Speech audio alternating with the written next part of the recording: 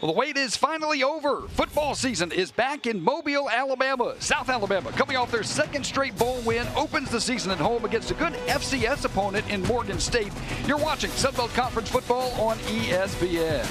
Good Saturday night, everybody. Glad you're spending some time with us. Pat Greenwood alongside Brian Gennard, and it's the season opener like all of the holidays rolled into one. It really is. I woke up this morning a little bit of pep in my step. It's football season. Got to watch Corso put the headset on for the headgear on for one last time. But, man, I'm fired up about this matchup tonight. And we got FCS versus FBS, but Morgan State has nothing to lose. South Alabama knows it. Yeah, it's one of those things that Morgan State's going to come in here. They could make a national splash for themselves if they could knock off South Alabama. And for South Alabama, Major Applewhite, they lost some key guys in the portal last year. They're looking to see those skill positions. Who's going to step up? Well, let's take a look at our impact players. Typically, it's the offensive guys, right? But we're going to talk defense today because Morgan State's got Eric Hunter. Yeah, Eric Hunter, he's a great one in the middle. He missed all of last season except the last game of the season with a shoulder injury, but he's been named the Defensive MEAC Player of the Year, and that says a lot about you when you can miss a season, come back. This young man can hurt you in a lot of ways. He'll stretch you out. He's also got good hands in that passing game. And the Sunbelt preseason Defensive Player of the Year is Blaine Myrick. Yeah, Blaine Myrick. He's a local product from the Mobile area, right across the bay in Fairhope. And Blaine's one of those guys that you meet him, you talk to him a little bit. He doesn't have that middle linebacker mentality, but all of a sudden he puts on that helmet, and Blaine's a whole different guy. 101 tackles last year, 45 of those solo. He also can hurt you in the passing game, as you can see right here where he takes one back to the house.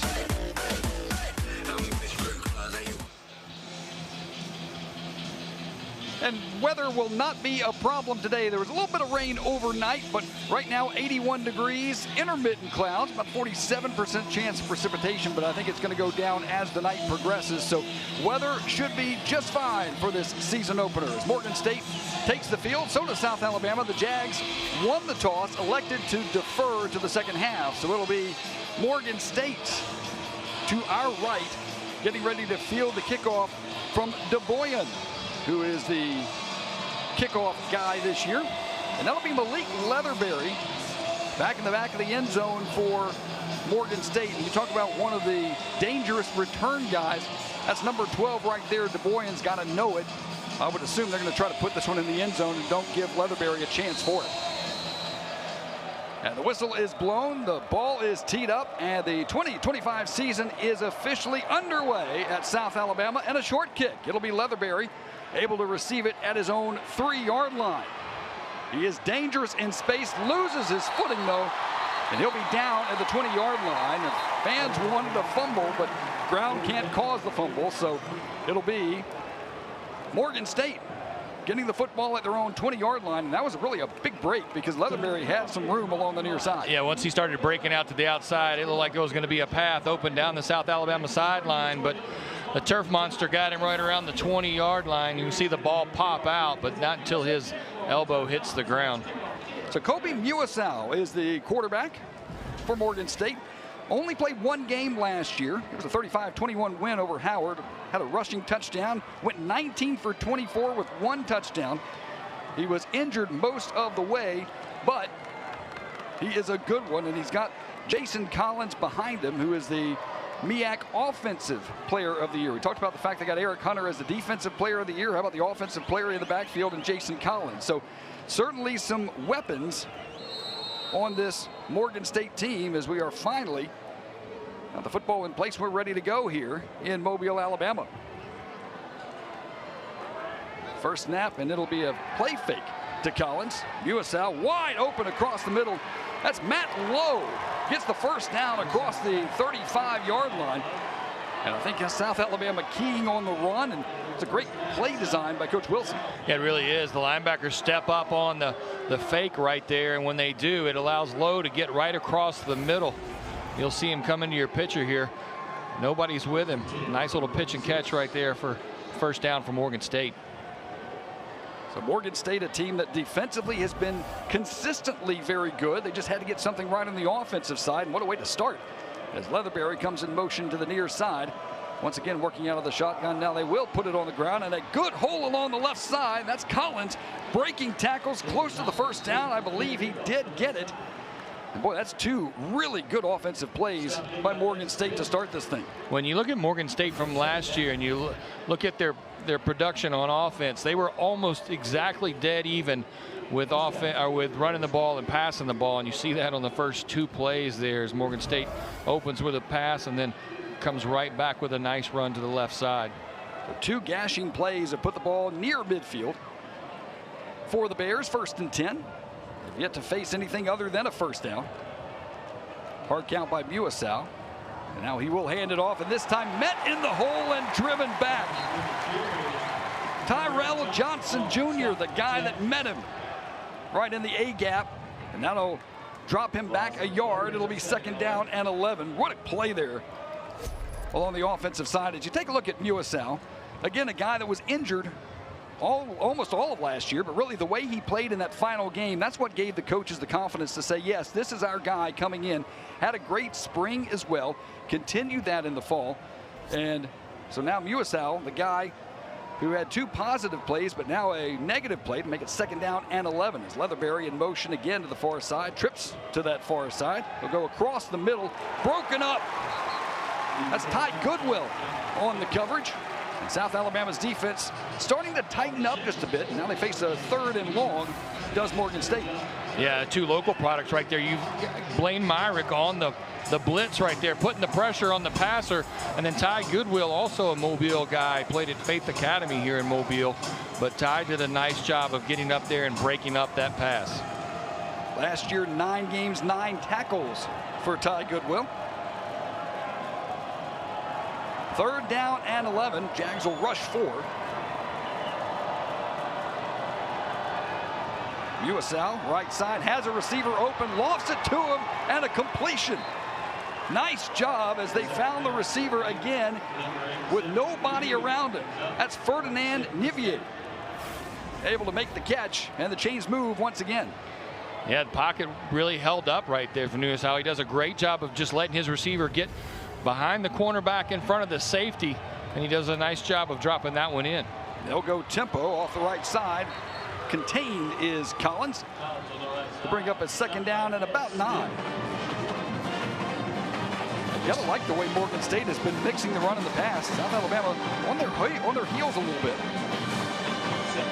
Yeah, and like I said, if you go back and look at last year, I mean, they really were. I think they averaged like 165 a game in the air and something like 158 on the ground. So they love that balanced attack. So it was a gain of 1, 2nd down and 9, just inside the 30-yard line. That'll be Collins right side once again met and driven back. As South Alabama contained nicely R.J. Moss, the guy that made the first stop. Yeah, look, R.J. Moss does a really good job of just working his way down the line right there. He's got help from that secondary, but R.J. Moss does a good job of just kind of following the pulling guard all the way down the line and cleaning up that tackle for South Alabama. Check that. That may have been Darius McKenzie, the linebacker. Regardless, it's now 3rd and 8. Big opportunity for the South Alabama defense to hold down Morgan State, but the Bears have been successful so far, and they'll be successful once again. Completion across the middle, leveled by Ty Goodwill, but he hangs on to the football, and the chains move again as that's Leatherberry. It was a strike from Muasau, and Leatherberry just settled in that zone.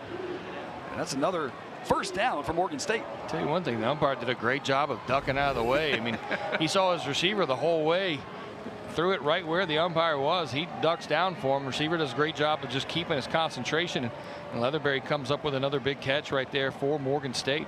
How about the Bears 2 for 2 on 3rd down conversions? They've got it in the red zone inside the 20.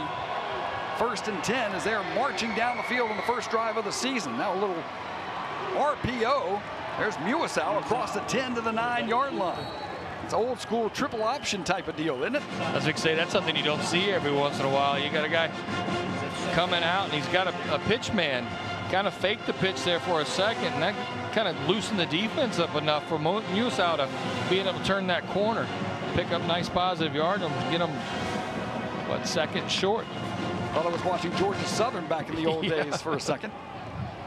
But a nice positive gain, 2nd down, and about 3. It'll be Collins right side. Nice move. Collins getting to the end zone. Flags are down. He is in the end zone for a touchdown, but there is a flag at the line of scrimmage. Let's see if that's going to you're going to have a holding call right there in the middle. But I tell you one thing, that move that Collins made, that was impressive. Because it looked like he was dead to rights in the backfield, and he just kind of jump stopped to the side. But unfortunately for Morgan State, you're going to have a holding call right there at the 10 that's going to push them all the way back to right around the 20-yard line. Well, that takes away the points as you look at the move that was put on, but you see the call was on Tyler Thomas, number 70, right in the middle of your screen, the guy that took down his defensive lineman. I don't know if that necessarily helped Collins get to the end zone, but clearly a penalty there. And that's a break for the Jags and make it 2nd down and 12. Still inside the 20-yard line, though. Morgan State started at their own 20. They've gone 61 yards. They've got a 2nd and 12 here. Tight end low. Goes from left to right. Now there's Leatherberry in motion. It'll be Collins on the give. Breaks a tackle. Collins still going inside the 10. He's very close to the 1st down. We talked about Collins being the preseason offensive player of the year, and he's making his bones so far. And now going tempo on a 3rd and about 1.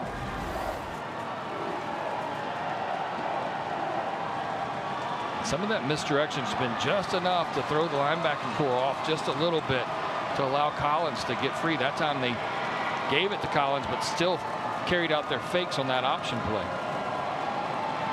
Timeout as Damon Wilson didn't like what he saw. Very important play very early in this one. And so he comes out and says, let's talk about it. So 3rd down and 1 at the 8-yard line. And we will take a break. When we come back, it's Morgan State knocking on the door. No score in Mobile. We'll be back to Hancock-Whitney Stadium.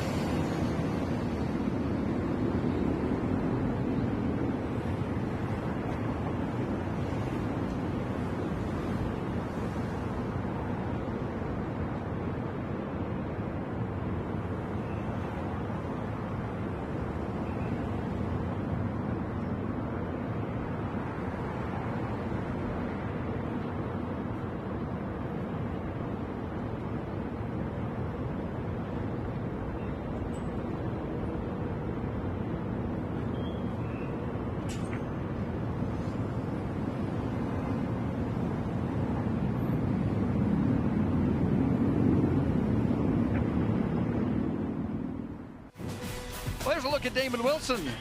He's got to like what he's seen so far from his Morgan State offense. Wilson, in his 4th season right now at Morgan State, had a really great run at Bowie State, where he spent 13 seasons there. He's also a darn good player at Bowie State. But he is the head coach at Morgan State, and his Bears knocking on the door here. They've got a 3rd down and 2 at the 8-yard line on the first drive of this season. Brian, you're right. That misdirection has given South Alabama problems. So we'll see what Morgan State can do offensively here, as they've kept South Alabama backpedaling most of the way. It's Muasat working out of the shotgun. shotgun. Leatherberry in motion. And now it's Leatherberry who jumped the snap along the near side. And boy, I tell you what, there's nothing that will burn a coach more than that. Leatherberry just trying to make a play. Looked like they were maybe trying a quick slant across the middle, but couldn't get the snap count right. So now you turn a 3rd and 2 into a 3rd and 6, a 3rd and 7. And that makes it just a little more difficult. Yeah, those 2 penalties, the holding penalty and then that penalty right there. It's the only thing that's been able to slow Morgan State down so far. See what Coach Wilson dials up here. 3rd down and 6 officially. USF going to the end zone, looking for the tight end, and that will draw some flags. That was Nevy once again, Ferdinand Nevy, who had to slow down because the ball was lofted. So it was just a soft loft to him. He had to slow down, and the coverage ran right into his back. And that will be Darius McKenzie, who was in coverage, and that collision will give Morgan State a 1st down at the 1-yard line. Yeah, you can see it here. You got a linebacker in coverage one-on-one with a tight end that's drifting out. He never turns back to look at the ball and kind of runs right through the receiver, and that'll get you a flag every time. So the penalty on South Alabama gives Morgan State a 1st and goal. Not a pre-snap motion. It'll be Collins right side. Skips the tackle and skips into the end zone. Jason Collins Jr. 2nd time he scored. This one will count. And Morgan State has drawn first blood here in Mobile. Boy, what an impressive drive by the Bears. Really is, and you thought they had him right there. I thought that Johnson was going to come up and be able to make that tackle in the open field, but Collins able to kind of skip over him a little bit, but really impressive drive. But Chris Boondima on to attempt the extra point. It is on the way, and it is up and good. And what a start for Morgan State. The Bears come into Mobile. They get the kick. They drive 80 yards, and they have the first touchdown of the season. It's 7-0 Morgan State. Jags will have the ball when we get back.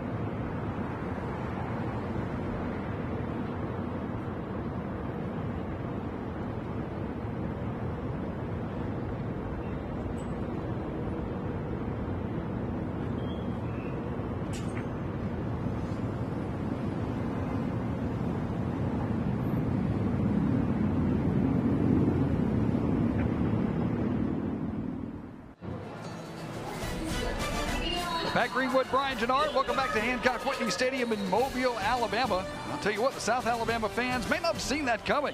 How about Morgan State? 11 plays, 80 yards, and maybe more importantly, 6 minutes, 18 seconds off the clock. I mean, that was pretty textbook to march right down the field, and that's exactly what Morgan State did. They've drawn first blood, 7-0.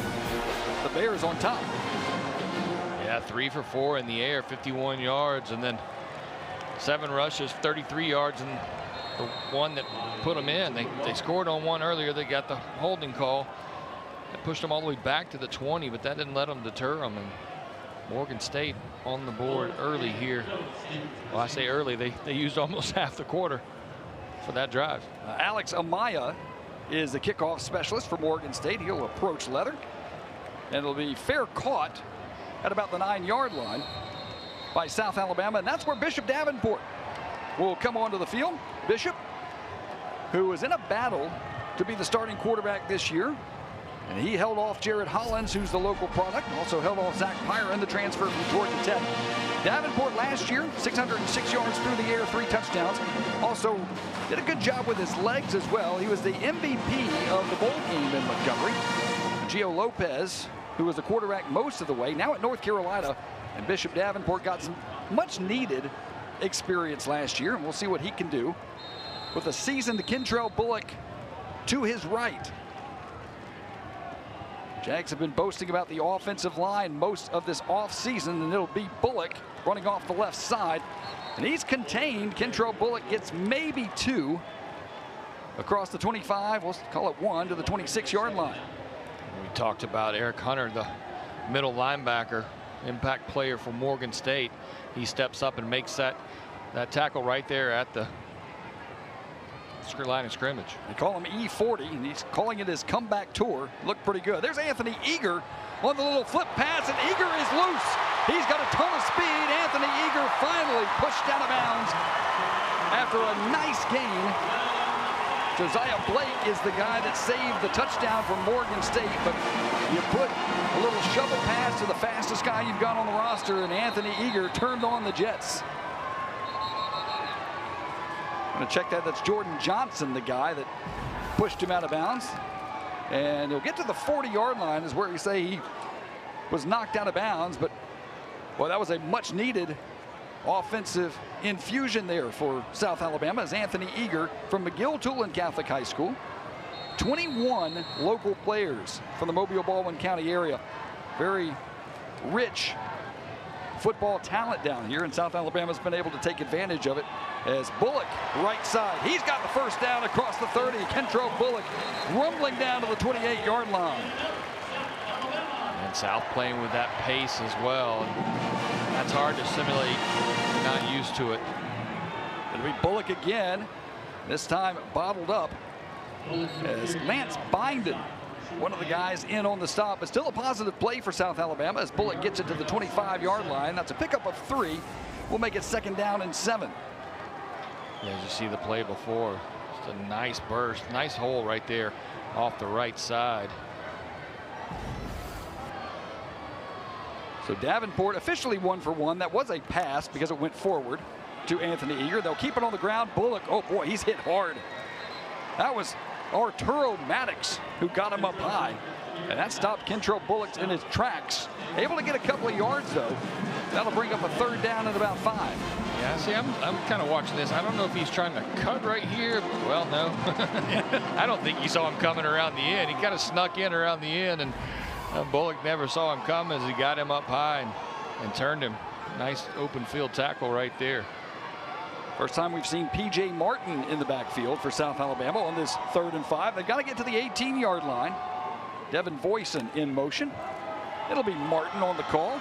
Martin across the 30. He's close to the first down. Might be about a yard shy as Chris King was helped out with a couple of his Bear tacklers, but we'll see if there's any motion to kick a field goal or if South Alabama's going to keep the offense on the field here as they're about a yard shy. It's going to be 4th down and 1. Yeah, you talked about that offensive line. You're going to put them to the test right here to see what they do. Great cut right there by Martin to get those positive yards. But let's see if they can get the push right here. I like the call to go for it here early in the ball game. It'll be Martin. He's got the first down and then some. P.J. Martin stood up at about the 11-yard line. That's about 5 or 6 yards more than he needed. And Martin moves the chains for South Alabama. Their third first down of the day. Now a whistle and a stoppage of play. Was there a flag? Didn't see anything other than just a bunch of substitutions. That's what it was. So stopping the clock momentarily. And now Bullock back in the backfield as Davenport will hand it to him.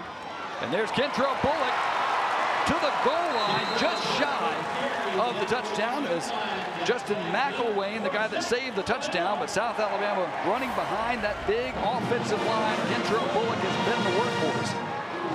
He's got about 25 yards, and we'll see if they can cash it in here. Second and goal. Bullock into the end zone. Touchdown, South Alabama. There is a flag. I think it's going to be offside. It looked like they lined up in the neutral zone, so yeah. South will decline this one. So it is offside on Morgan State. So South Alabama has the answer. And Kentrell Bullock, boy, what a job. 6 carries, 29 yards. Kentrell Bullock into the end zone for South Alabama. They're an extra point from tying this thing up. Hamilton DeBoyan on to kick the extra point.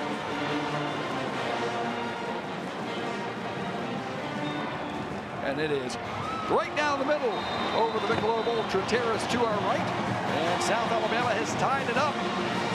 One pass, although there was really more of a flip pass than anything else. Otherwise, South Alabama just ran it down their throats. It was a 9-play, 75-yard drive to tie things up. It's 7-all in Mobile.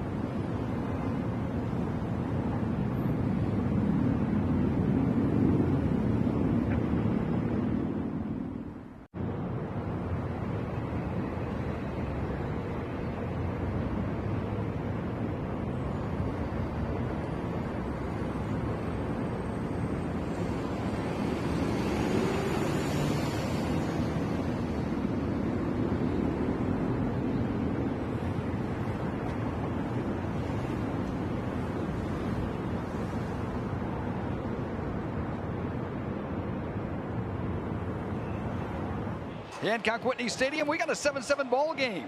As Morgan State received the kickoff, went 80 yards. South Alabama got the ball, they went 75 yards. And the offenses have been on display so far. There's a look at Major Applewhite, head coach for the Jags in his second season in that position, although he was the offensive coordinator prior to that. 7-6 last year, got the bowl win. Of course, got a long storied history as a coach. He was the head coach at Houston for a while, offensive coordinator at Alabama, and played a little bit at Texas. Had some guy named Ricky Williams to hand the ball off to. And he's done wonders for South Alabama. He was the offensive coordinator for 3 seasons under Kane Womack, who's now the Alabama defensive coordinator. And when Kane went up to Tuscaloosa, it was Major elevated to that spot.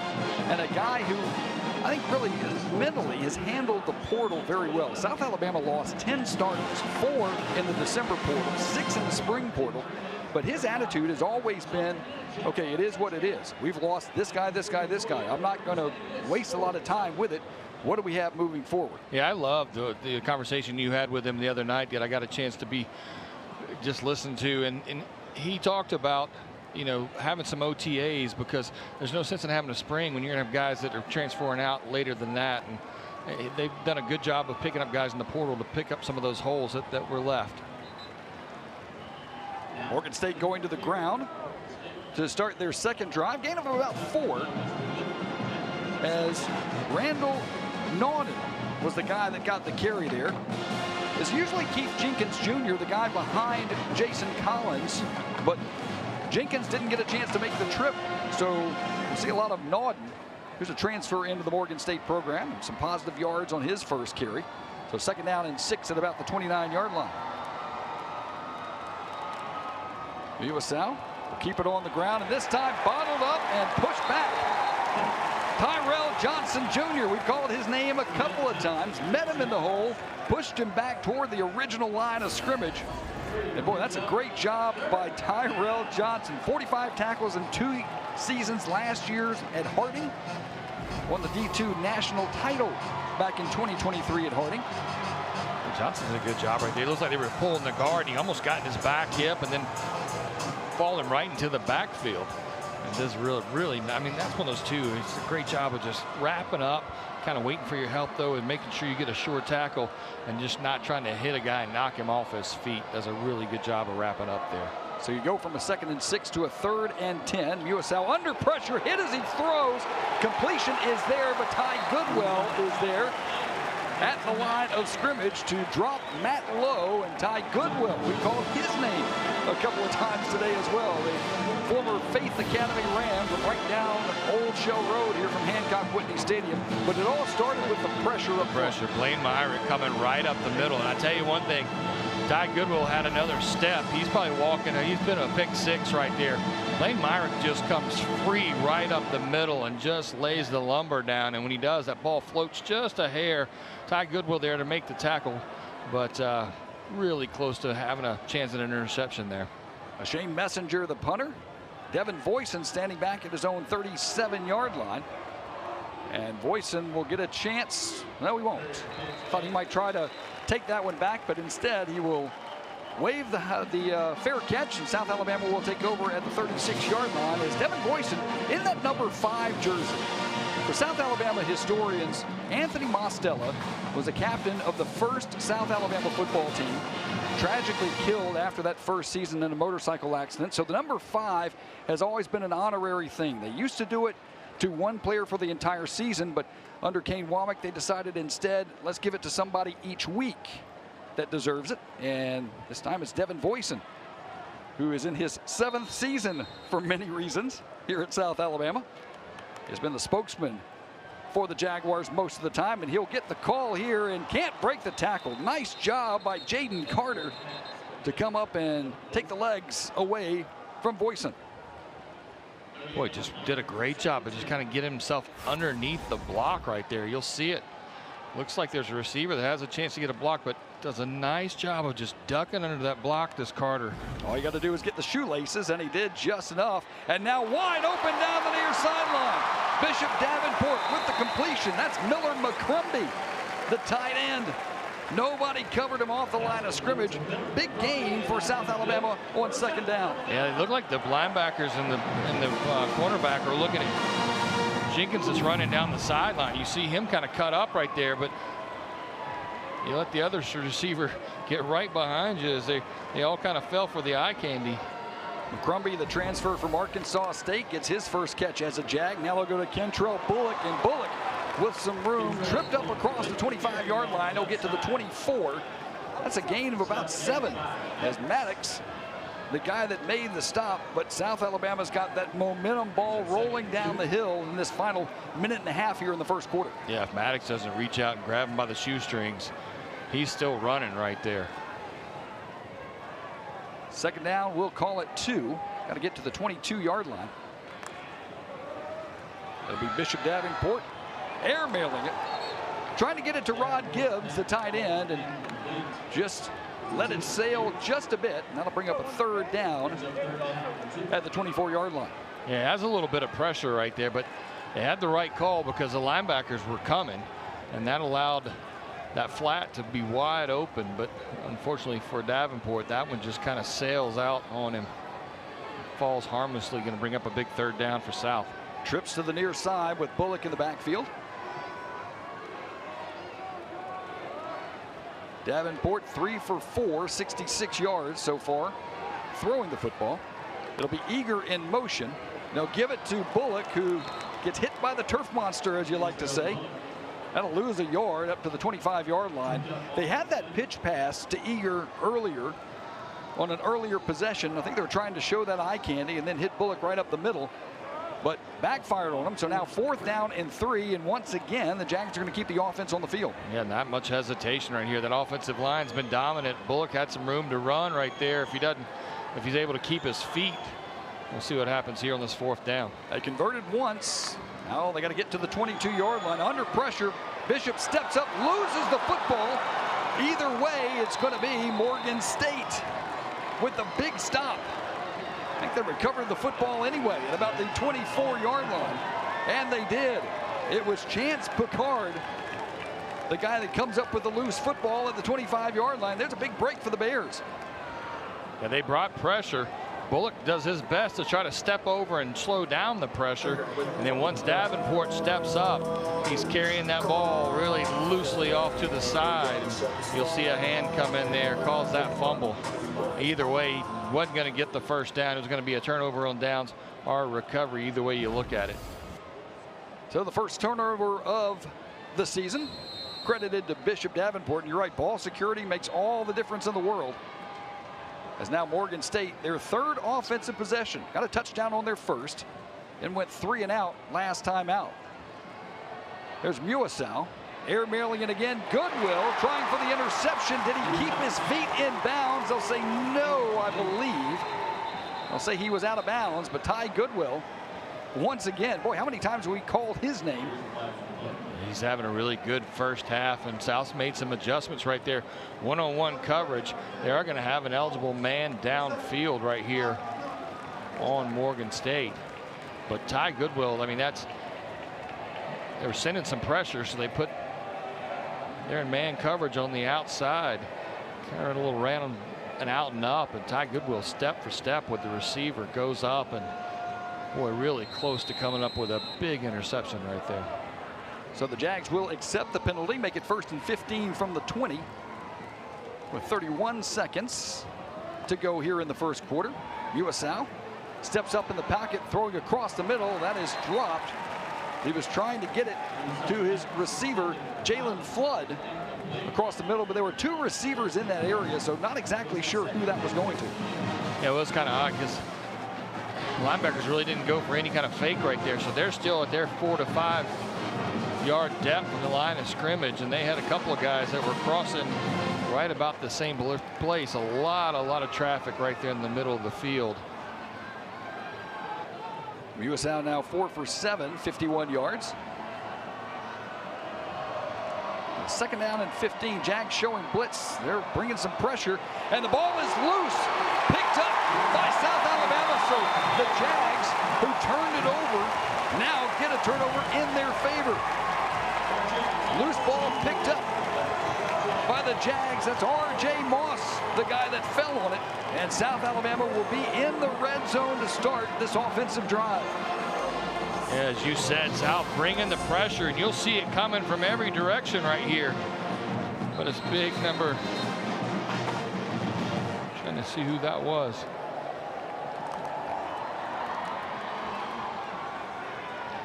Like a Maury Smiley for South Alabama that gets in there.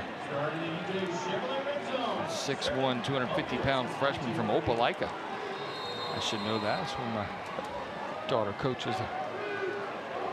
So the Jags will have it inside the 20. They'll keep it on the ground right side. That's P.J. Martin. Stood up at about the 12-yard line. But Martin, it's a gain of about 6, and that will likely be the last play of the first quarter. You got to be impressed with the changes just from the first drive. The South only had 3.5 minutes to work with that defense, but they did a great job so far. Adjustments in the first quarter. So the Jags score on their first offensive possession. Morgan State does the same, and each team has a turnover. We play one quarter in Mobile, 7-7, but the Jags knocking on the door as we start the second in Mobile.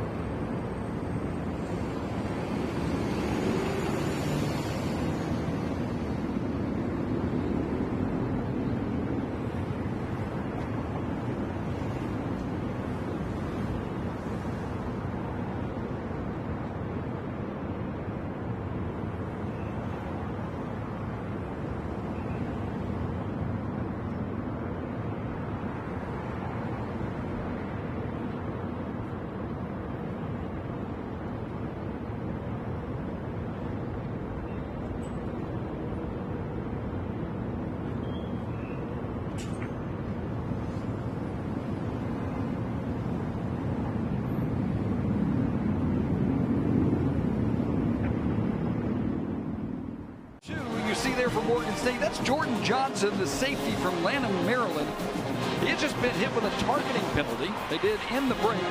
Take a look, see, in his contact with P.J. Martin was their targeting. And after review, they said it was indeed. And yeah, led with that headgear. That was head-to-head contact. You got to lead with your shoulder. And Jordan Johnson, a guy that played 4 games last year, now hit with that targeting penalty. That'll push the ball closer to the end zone for South Alabama. That's one of those things, Pat, where, I mean, you know, it's a, you kind of look at that, and it's one of those plays that you're like, all right, not a whole lot vicious there, right? but they're protecting both players there, because you come in and lead with your head like that, especially with the crown of your helmet down. That's where you get your neck injuries, when you're leading and your head's the first thing to hit somebody, especially when if your face is looking down towards the ground. Boy, it really can cause you some serious problems. So that'll bring up a 1st and goal now for South Alabama at the 6-yard line.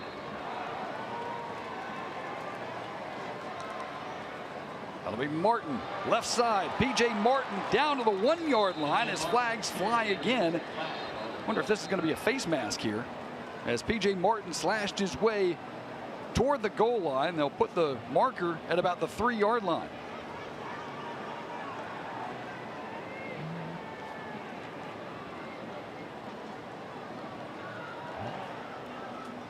Holding, offense, number 5, 10-yard penalty from the spot of the foul. 1st down. Or it could go against Devin Boyson. Yeah, it was funny because I was about to stick my neck out and say I thought there was a hold right there by the goal line with Boyson locked up right close to the point of attack, and you're going to see it right here as he comes out. Yeah, Devin Boyson. You saw him working on Josiah Blake in the middle of your screen. They caught him for the hold, so now instead of 1st and goal at the 6-yard line, I'll back it up to about the 13-yard line. Still 1st and goal, though, for South Alabama. It's Kentrell Bullock back in the offensive backfield. Bullock 8 carries, 37 yards. Has a touchdown so far. Long of 12. It'll be Bullock right side. Hit at the line of scrimmage. Crushing his way down to the 11-yard line. That'll be a gain of 2. 2nd down. I was fixing to ask you, and you said hit at the line of scrimmage. Was he hit or did he hit somebody? Because he doesn't come through there light-footed. He's coming through there with a purpose. And Maddox took, I think, the brunt of that blow right there as Bullock kind of lowered his shoulder. But you have an injured Morgan State player on the field. It looks like just a cramp, hopefully. Hate to see any of these young men get hurt, but they're working on that right leg, and so that's what you would assume is the issue there. South Alabama. Entry timeout for Morgan State. Turn By it rule, over. Morgan State will be charged a timeout. They have 1 timeout remaining in the half. They turned it over. Then South Alabama got a turnover right back, and they're knocking on the door. And we'll take a break on this injury timeout. 14 minutes, 17 seconds to go here in the 1st half. We're tied at 7.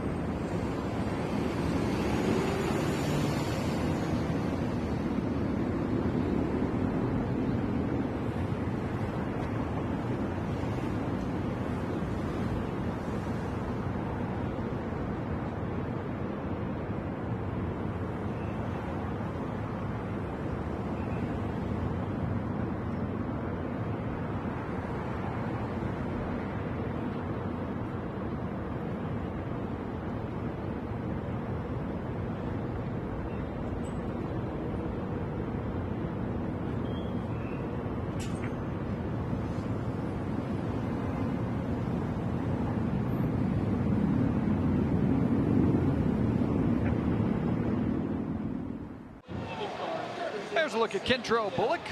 so far today. 9 carries, 42 yards.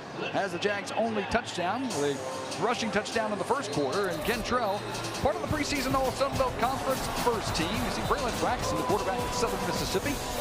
Petway, Del Grande, Caleb Cook, and Sean Wembley. Corey Rucker, Josh Dallas, Ted Hurst. But Kentrell Bullock, a guy that went into the portal after the spring practices, but decided to come back and play because he knew he would be the guy.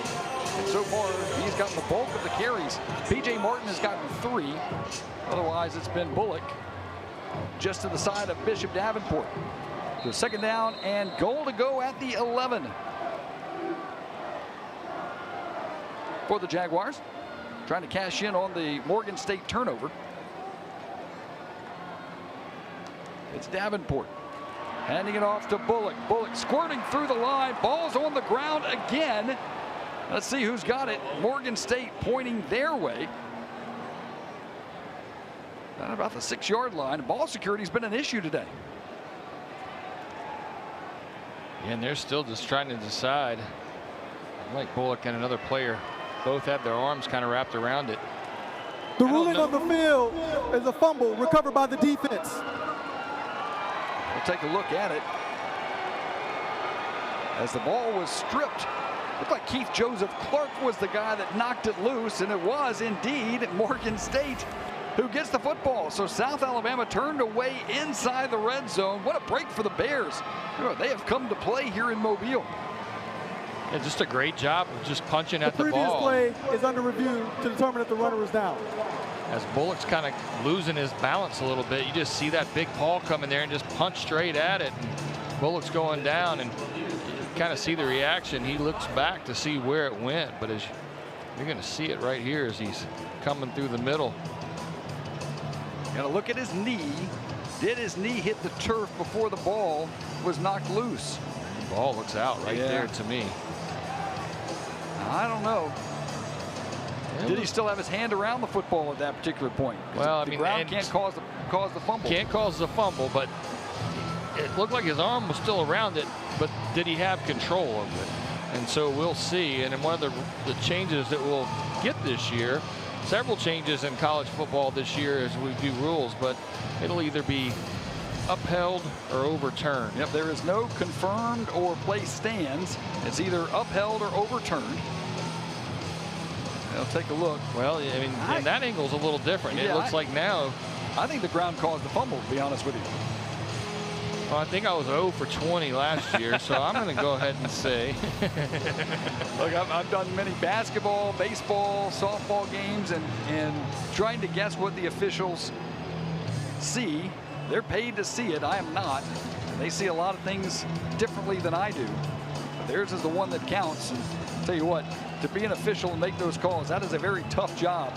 A job that I would not want. It is so crazy when you start thinking about this job. I mean, you can get another angle of it right here. And that maybe looks like it's moving a little bit, but who knows? But yeah, and especially as athletes get bigger and faster and stronger and all the things that are going on, and you in a split second are asked to make a call on something like that, no matter what the sport is. It's just, it's hard when it's a bang-bang play like that to kind of do it. And I love when, officials are decisive in their calls, but then they're also not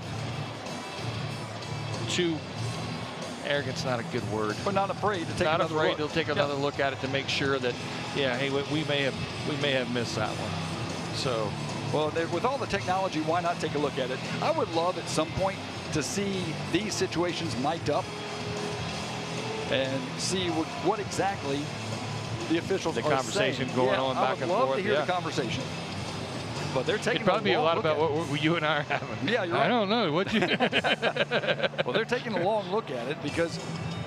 Well, this is a bit. I mean, it's not like it's a fumble on the 50-yard line, and this is a big deal right here for South. It's either gonna be what, third down, fourth down going in, third down going in from the 6, or Morgan State change of possession. The runner was down by rule. The ball is 3rd and goal at the 6-yard line. There it is. So I was right.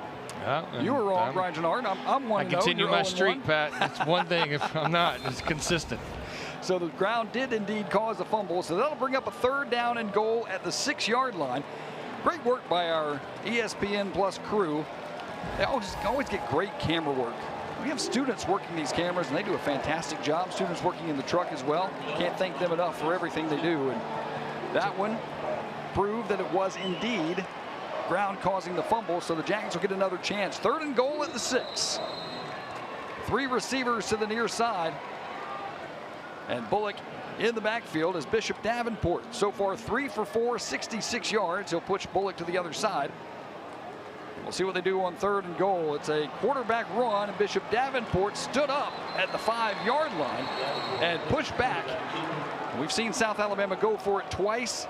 They will not go for it a 3rd time, as they'll send in the kicking unit, try to put some points on the board. Yeah, one of the first times we've seen that South Alabama hadn't got a push off that offensive line. They really stacked the box right there to Morgan State, and that allowed them to kind of get the best of that offensive line right there. And no hesitation here to send the kicker out quick. Hamilton DeBoyan, 4 of 5 last year on PATs. He was 1 for 1 on field goals, and now 2 for 2 in his career. 25-yard attempt, he drills it. And with 12:54 to go in the half, South Alabama has their first lead of the season. The Jags on top of Morgan State, 10-7. Bears football when we get back.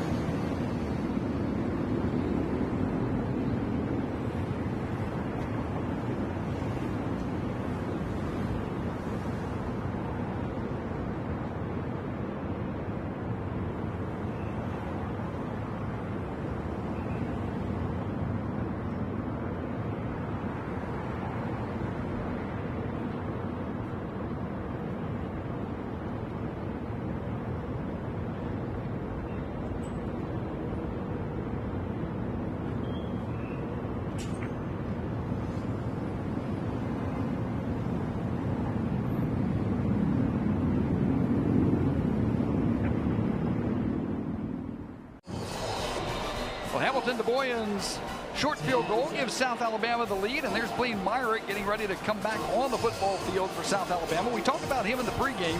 Blaine, the preseason defensive player of the year, all Sun Belt last year. On that 101 tackles, 8 TFLs, 2 sacks, 1 forced fumble. PBU had a pick 6 that we saw in the open against Texas State. And Blaine Myrick, a local kid from Fairhope, about 30 miles, 40 miles away from Mobile. And he was, as you imagine, a stud in high school and has really translated into the collegiate level as well. Yeah, I got a chance to see him play several times in high school. So impressed with that young man. And what's impressive, Patty, 101 tackles, 45 of those solo tackles last year. Blaine Myrick all over the field for the Jaguars last year and has kind of picked up where he left off last year tonight. DeBoyan this time will park it into the end zone over Leatherberry's head, so the ball will come out to the 25-yard line, and another drive for that Morgan State offense. And South Alabama's defense really has made some nice adjustments after Morgan State really just marched down the field on that first drive. And you got to think too, I mean, you know, as you get ready for a team, you're looking at stuff they did last year, all right? So they put in some new wrinkles, especially some of those play fakes and that little, what we call that eye candy stuff, and you start going to your right, plays going to your left, and they're doing some stuff. It gave them a chance to get off to the side, talk about that, make some adjustments, and since that first drive, boy, the defense has really stood up strong. There's Collins right side breaking a tackle. He's got some speed, tracked down at about the 32-yard line by Goodwill. But you look at this Morgan State offense, yeah, you look at last year's tape, but you only had one game from USL, the quarterback. Collins played a lot, but you got a lot of receivers. This is a Morgan State offense that lost 7 receivers from last year. So you can look back at the tape as much as you want, but you're still kind of a question mark in week 1. Yeah, when you look back at that, you're really looking more for formations and things like that. But then as personnel change, so does your play scheming go as well.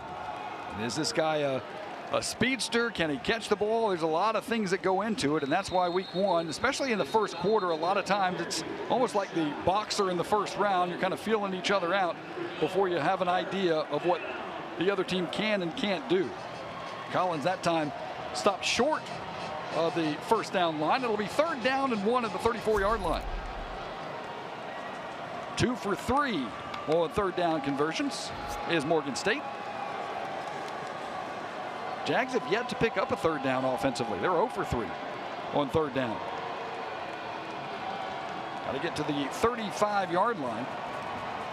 Linebacker starting to creep up for the Jags as the play clock at 5. They'll throw into the flat. Good move across the 35-yard line. 1st down, as the Jags had it defended relatively well, but Javon Henderson, the guy that was setting the edge, couldn't catch Malik Leatherberry in space. Leatherberry gets across the line to gain. Boy, and the Jags were just a hair away from getting a finger on that ball as it was released, but Wallace Jr. comes up and makes a nice open field tackle, but not before Morgan State picks up that 1st down. Wallace, another local product, Mary G. Montgomery High School out in Sims, the western part of Mobile County.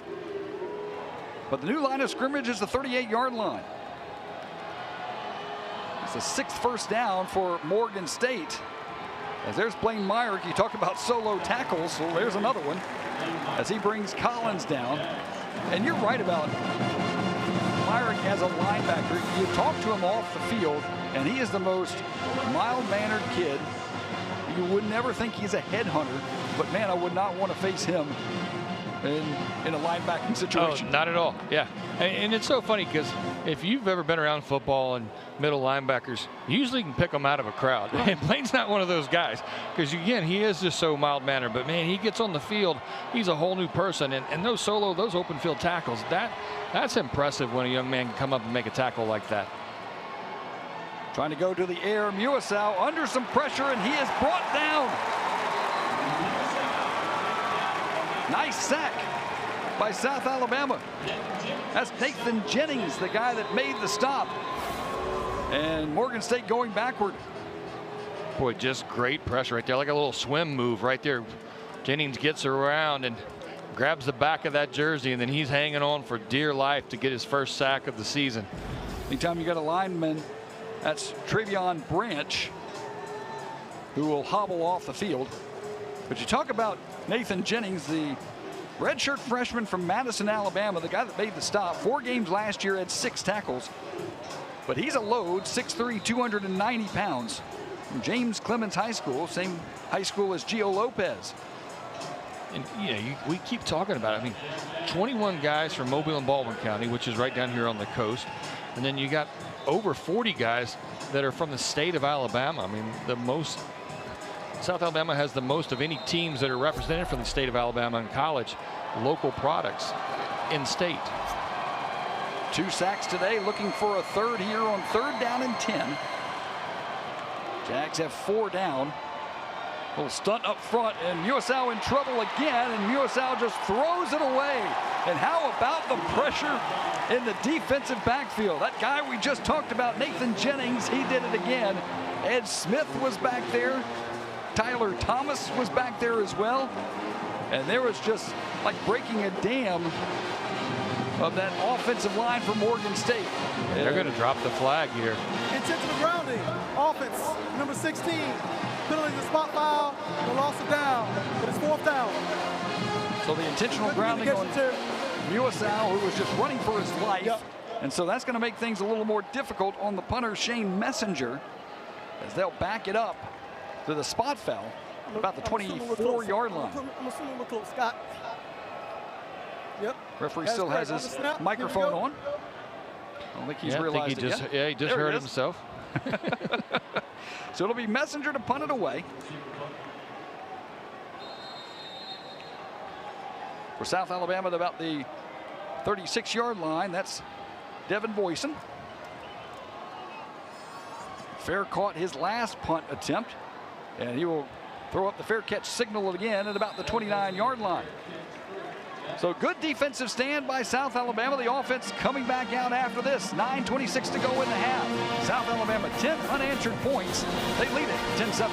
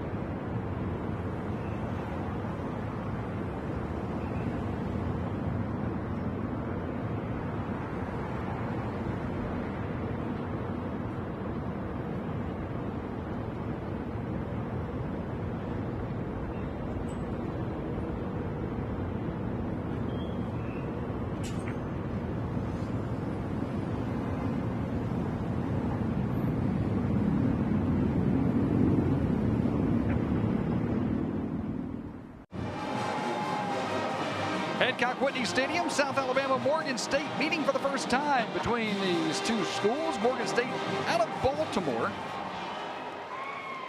trying to become just the second team from an FBS level, or FCS level, I should say, to beat South Alabama. Happened back in 2013 when South Alabama lost to Southern Utah. Otherwise, Jags have had their way with FCS opponents. They've got a 10-7 lead and the ball at the 30-yard line. And they'll keep it on the ground. That's Martin across the 35 to the 36-yard line. And P.J. Martin out of the New Orleans area, able to get the carry and give South Alabama a 2nd down and 4. He'll get the call again. Check that. It'll be Voisin. And Voisin ridden out of bounds. Nice defensive read there by Jeremiah Wynn for Morgan State. Yeah, one of those ones where you call 2 plays in the huddle the first time, and they come back and look like they're going to run the exact same play they just had some success with. But Wynn does a nice job of picking up Voisin going across the field and driving him out of bounds. And let me check that. That was Keenan Phillips in the backfield that had the previous carry. Seen a lot of good things from him in the offseason. Now it's 3rd down and a long 5. Jags have to get to the 40 for the 1st down. Phillips now shifted to the right side. It'll be Davenport to pass. Under some pressure, trying to escape Eric Hunter, and he's not going to do it. Eric Hunter came on the blitz off of the blind side.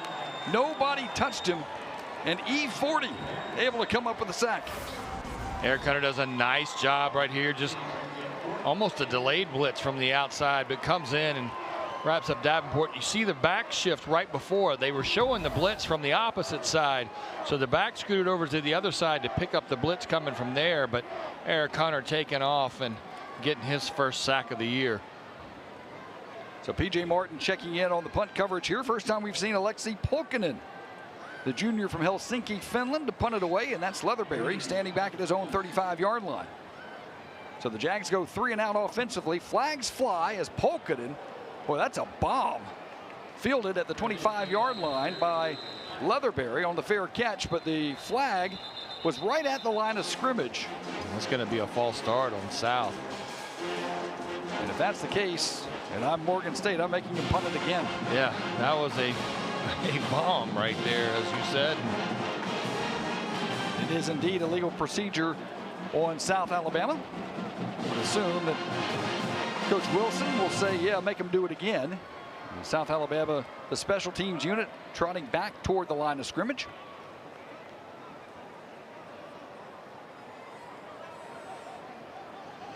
That'll be the third penalty on South Alabama. And with that, they're going to take it. I don't think so. I think they'll assess it on the back end, right? No, I think he's going to. I think he was just illegal formation. Let's see. Offense. More than 4 men in the backfield. 5-yard penalty from the previous spot. 4th down. Yeah, so they do have to punt it again. Yeah. Yeah, okay. Well, the punting team had come off the field. Yeah, well, they kept missing Coach. They were asking everybody that was in the huddle.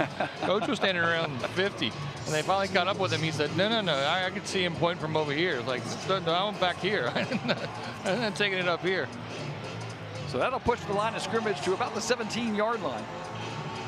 And Leatherberry, who fielded that last one at the 25, now will settle in at about the 33-yard line. But we'll see with Polkinen, who averaged 40.4 yards a kick last season, at a long of 67. Well, he bombed that last one. We'll see if he can do it again.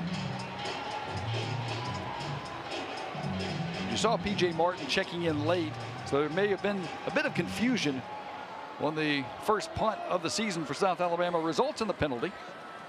And so it'll be Polkinen again with another opportunity. This one a bit shorter. Take a bounce at about the 41-yard line. Now South Alabama will let it roll.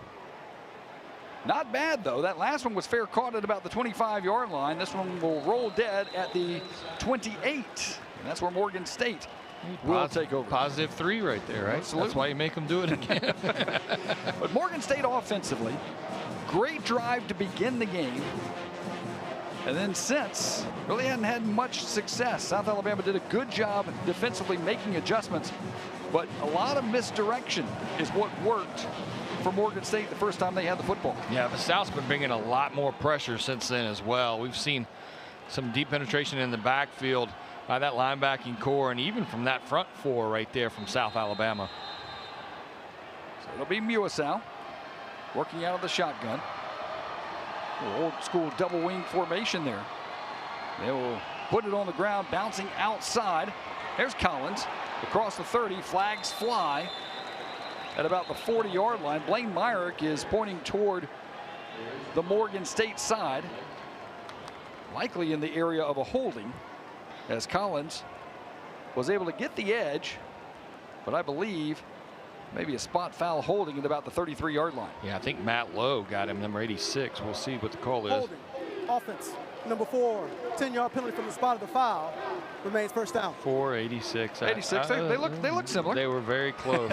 About the same size too. I think one of them was about 6'6". But you got the call right. Yeah, we're going to give you credit for that, right? Well, I'm going with Blaine.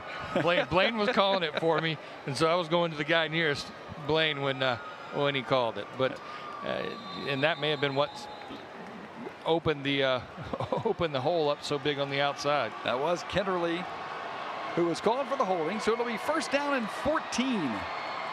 Muasau under some pressure again, dumps it off to Leatherberry near side, who steps out of bounds as he had some defenders bearing down at him quickly. It was Wesley Miller, the free safety, who was coming in quickly at him. And we'll take a look at that hold. Right about the 32-yard line. That's what they called. Yeah, on that last play too, Leatherbury may have been better off just kind of pushing that ball down to the ground as they lose about 5 yards there. So 2nd down and 19. As Morgan State inside their own 20-yard line. USL has a receiver open across the middle. That's a strike to Kennerly. He'll get across the 35-yard line. Doesn't have the first down, but only about 2 yards short. That's a gain of 17. Caleb Dozier, the guy that makes the stop, but now a much more manageable 3rd down. They'll go tempo. 3rd down and 2. They got to get to the 38-yard line. As soon as I say they go tempo, they're going to go ahead and look at the sideline and take their time. And it looked like South was loading up those gaps with their linebacker core. Blaine Mark stepping up and see if they still bring pressure. Myrick showing pressure up the middle. Here he comes. Muasau looking for somebody to throw to. Instead, flushed out to the right side. Got to get to the 38-yard line, and it's going to be close. I think he got it. Yeah, up to about the 39-yard line. But Dozier was the guy that came in and made the stop. And Muasau talked about the fact that only played 1 game last year, but he had a rushing touchdown. Went 19 of 24 in that win over Howard. But a guy that's not afraid to scramble out of the pocket. And really, he had no choice because he had one of the big defenders bearing down on him, and that was Amari Smiley, who was making him uncomfortable. Yeah, and it's one of those things, too. You see the linebacker core coming. You know if you can get around the end, you've got some room to run right there, and that's what Muasau was able to do. Collins on the ground, pushed back by Tyrell Johnson Jr. The Harding transfer making the stop. Gain of about 1, maybe 2. We'll call it 2nd down and 8. As another time-consuming drive for Morgan State. That's one thing that they've done pretty well today, is take some time off the clock, and South Alabama hasn't been able to take full advantage of it. Only a 3-point lead here as we get into the waning moments of the first half.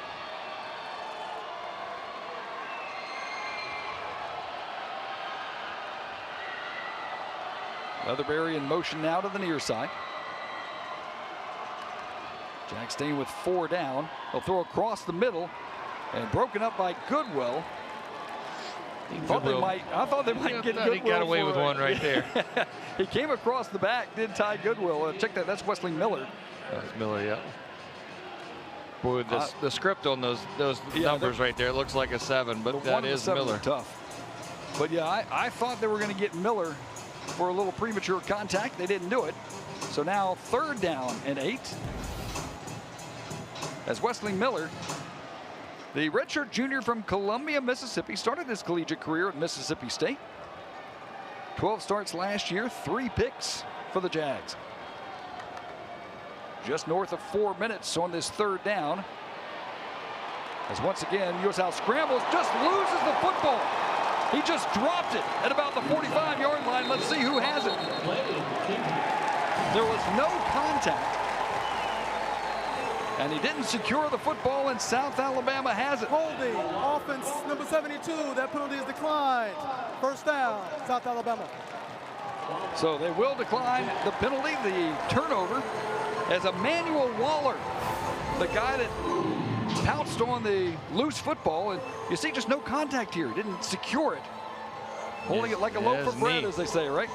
His knee caused the fumble right there. He's kind of pointing out to his receiver to turn and block for him, and when he does, he's just carrying that ball out in his right hand, and as he goes to make the cut, just pops up and his knee hits it right out of his own hand, and South Alabama with a big turnover right there, going to take over on the 45. So we've seen 3 turnovers today, 2 by Morgan State, 1 by South Alabama.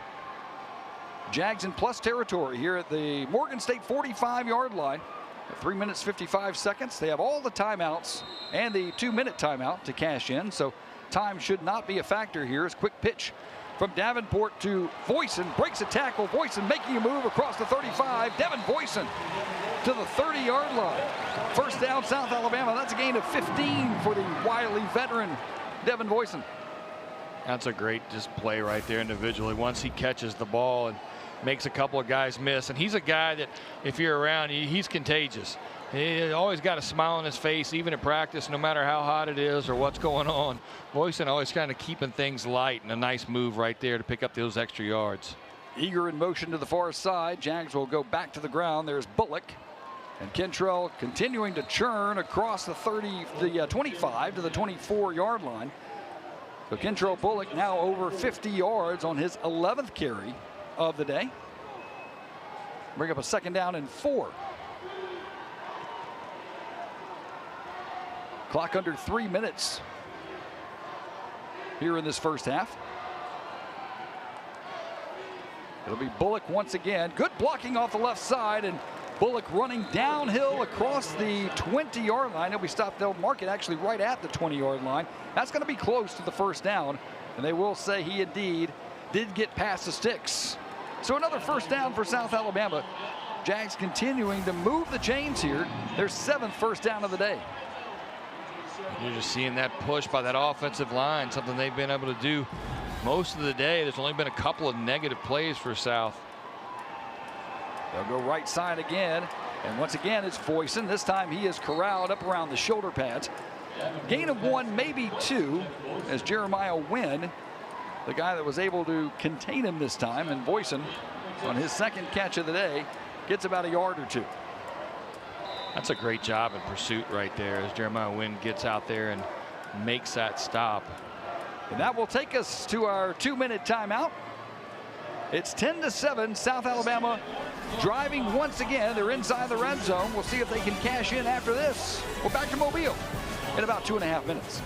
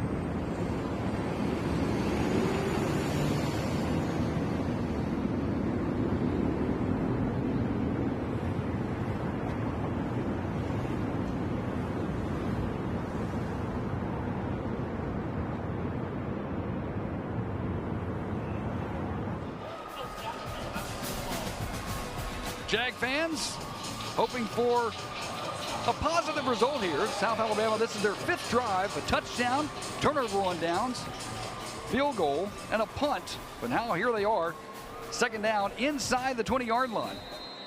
Jags on top 10-7, trying to add to it here. Bullock in motion. They'll do the little pitch pass once again, this time to the near side, and this time they're not going to catch him. Anthony Eager, untouched, into the end zone. Touchdown, South Alabama.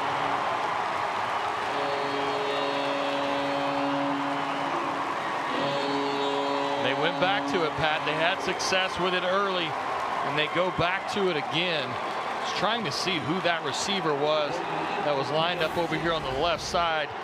The key block, though, coming up right there.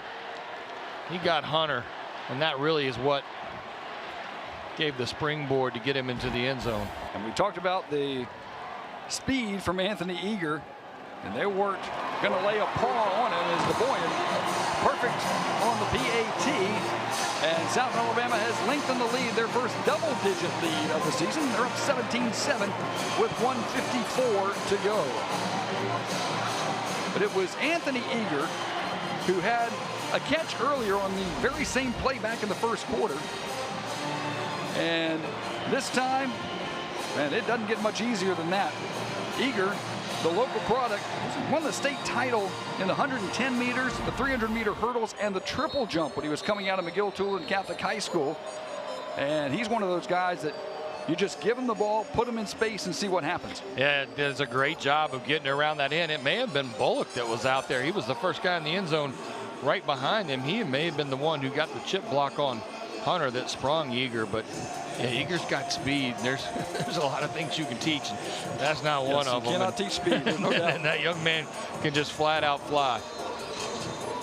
So it'll be South Alabama kicking it away.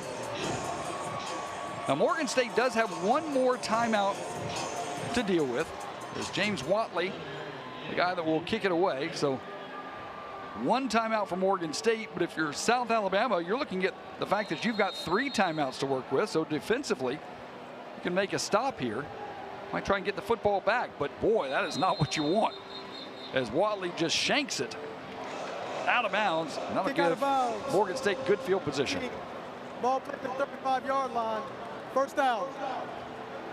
The last thing you wanted there is to give Morgan State some good field position, and that's what they'll have. First and 10 at the 35-yard line. And we saw that first drive. I mean, they were able to kind of move the ball. They bounced out that offense. They had four passes on that first drive, I think 6 rushes. But since that first drive for Morgan State, they've gone 19 total yards. That first drive, 11 plays, 80 yards. Since then, 3 plays for nothing, 2 plays for -7 and a turnover, 6 plays for 13 yards. So, not what you want if you're Coach Damon Wilson trying to get the upset here in Mobile. There's Muasau across the middle. Nice pitch and catch. Ball is knocked loose. They're going to call it an incomplete pass. The ruling on the field is an incomplete pass. The ruling on the field is an incomplete pass. So that was Wesley Miller, the guy that helped knock it loose, but that was a quick definitive call by the official as Muasau went across on the slant. And of course you have to have possession and then make the football move in order to get there. And Nevy, I don't think did either. So that's why they'll call it incomplete. Yeah, Ty Goodwill was the one up there to knock that ball free. But I'm with you, it didn't look like he ever had possession of it. So second down and 10 at the 35-yard line. Muasau, this time the pitch and catch, and he's got room across the 50 to the 40-yard line. That was a nice offensive play there as Muasau connected with Justin Perry and puts it into South Alabama territory. Boy, just wide open on the slant. Ty Goodwill comes up and makes the tackle. There's Collins off the left side, bouncing, still alive. Collins across the 35 to the 30. First down and then some. Jason Collins, he got loose along the left side. Looked like he had been bottled up by the initial surge, but then bounced to the outside, gets a lot of yardage. And Jason Collins showing why he's preseason offensive player of the year in the MEAC. He has carried the load from a rushing standpoint. He's over 50 yards so far for Morgan State. And the Bears sitting just outside the red zone. And nice block by Perry on the outside also to give him those extra yards. But you saw Nevy along the right side as he jumped and then tried to scoot back and say maybe the official nobody's watching. False start. Offense. Number 87. 5-yard penalty. First down. Well, and you got to give him credit because Nevy, he knew it. and then let me scoot back and see what happens. Well, yeah, they caught me. So the penalty will be the 7th penalty assessed to Morgan State. That'll back them up just inside the 30-yard line. They've got to get to the 14 in order to get the first down. 1:26, still one timeout to work with, so clock's not a factor at this point. USL once again will try to go slant, this time thrown behind the intended receiver. I believe that was Kennerly. That was the intended receiver. It was a good slant. They've had some success with that slant pass, but that time just thrown behind him. That would have been a tough catch to make. It would have been, and also Blaine Myrick saw that slant coming. He'd slid out from that linebacking position, and that may have had a little bit to do with not reaching back as far as you thought you were going to reach back for that ball. So 2nd down and 15. They'll throw again, and once again USL under pressure just heaves it, and it is picked off. An easy pick off inside the 5-yard line as South Alabama's Ty Goodwill able to hole it in. And check that, Wesley Miller. I'm messing up those 7s and 1s. It's Wesley Miller, the guy that was playing free safety, and it just came right at Wesley Miller for the interception. And now South Alabama with 1:08 to play and 3 timeouts to work with. I'll try to put more points on the board here. If you're Wesley Miller, you need to go up to that front 3 and 4 and pat them on the back and thank them for that interception right there, because that was all a product of the pressure that South Alabama had on USL, and he just unable to kind of step into that throw, and when he did, it floated on him, and Miller's just playing center field out there and gets a gift. Well, Perry was the intended receiver. He never saw the ball coming. He was downfield blocking, and that was USL just throwing it up there and saying, get it out of my hands and let's see if something good happens. But for him, it was anything but. So now the Jags will take over at their own 10-yard line, 90 yards away, trying to put some more points on the board. It'll be Bullock who will get a modest gain up to about the 12-yard line. Jags have the timeouts to work with, not taking it yet. I wonder if it's one of those ones that are going to see what happens on this first or second play, but they're in no hurry whatsoever. So it looks like they're going to be content to take this 17-7 lead into halftime. Let's see if they keep it on the ground again. 2 wide receivers to the far side, 1 to the near, as McCrumbie will go in motion. And they will keep it. No, they will go near side. Little pitch and catch, and gets out of bounds for the completion and the first down for South Alabama. That's Brendan Jenkins making his first catch for South Alabama. Yeah, now you kind of wish you sped that up just a hair, because now you got a little room to work with, but you got an injured player on the field for Morgan State. He was slow getting up on the side right after the hit, and then goes down before they spot the ball. That's Jeremiah Wynn, and that's one of the things that's new this year also in college football. So a new rule that if you have an injured player and they're still down, or they go down after the ball is spotted, you either lose a timeout, or if you don't have any timeouts left, then you'll lose 5 Please yards. set the game clock to 29 seconds. 29 seconds. Thank you. So, but you could see that he was hurt going in. But as we kind of get into, especially some of these fast-paced offenses, and you saw folks kind of mysteriously falling, and you can't, I mean, as an official, you can't put that on them. That, hey, how do I know somebody's faking an injury? So the NCAA went in this year and put in a rule that said, okay, once the ball's spotted, if somebody goes down at that point, you're either losing a timeout. If you don't have one, then it's going to be a 5-yard delay of game penalty. But not the case here. Young man was hurt as he was making the tackle going out of bounds. When he was cramping up, we've seen a couple of players cramping up tonight, and it's not, for at least Mobile, Alabama, not a very humid night. Now, yeah, but you got to think these guys are Maryland, for Baltimore, Maryland. Yes. They're coming from Maryland. I'm sure they got off the plane, and the humidity was probably the first thing to greet them as they came to the lovely Gulf Coast. But and listen, like you said, we've had some mild weather. I mean, you know, I got up the other day and it was, I think it may have almost been in the 60s. So we've had some lovely, you know, mornings here, but the humidity is definitely out and about this afternoon. So it'll be 1st and 10 at the 27-yard line. A whistle, and looks like the Jags move.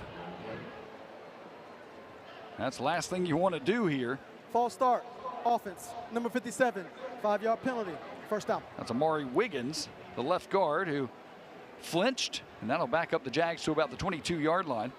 17-7 South Alabama, Major Applewhite and his crew with a 10-point lead, trying to add to it. They still have 2 timeouts. No, check that. They still do have all 3 timeouts to work with. But a young offense as well, so keep that in mind. There's Bullock right side. He'll worm his way to about the 29-yard line. But that's, in this situation, that's where you start weighing, okay, it's early in the season. Got a lot of young guys. Yes, a veteran offensive line, veteran running back room, but is this the time you want to start taking a shot? And apparently Major Applewhite says, no, this is not the time you want to do it. So he will take his team to halftime. So South Alabama fell behind 7-0. Morgan State took the ball, drove it down the field to score the first touchdown of the game, but South Alabama has responded with 17 straight, and the Jags will get the ball to start the second half. Halftime festivities coming your way from Hancock-Whitney Stadium in Mobile. The Jags with a 10-point lead. They're feeling good going into the locker room.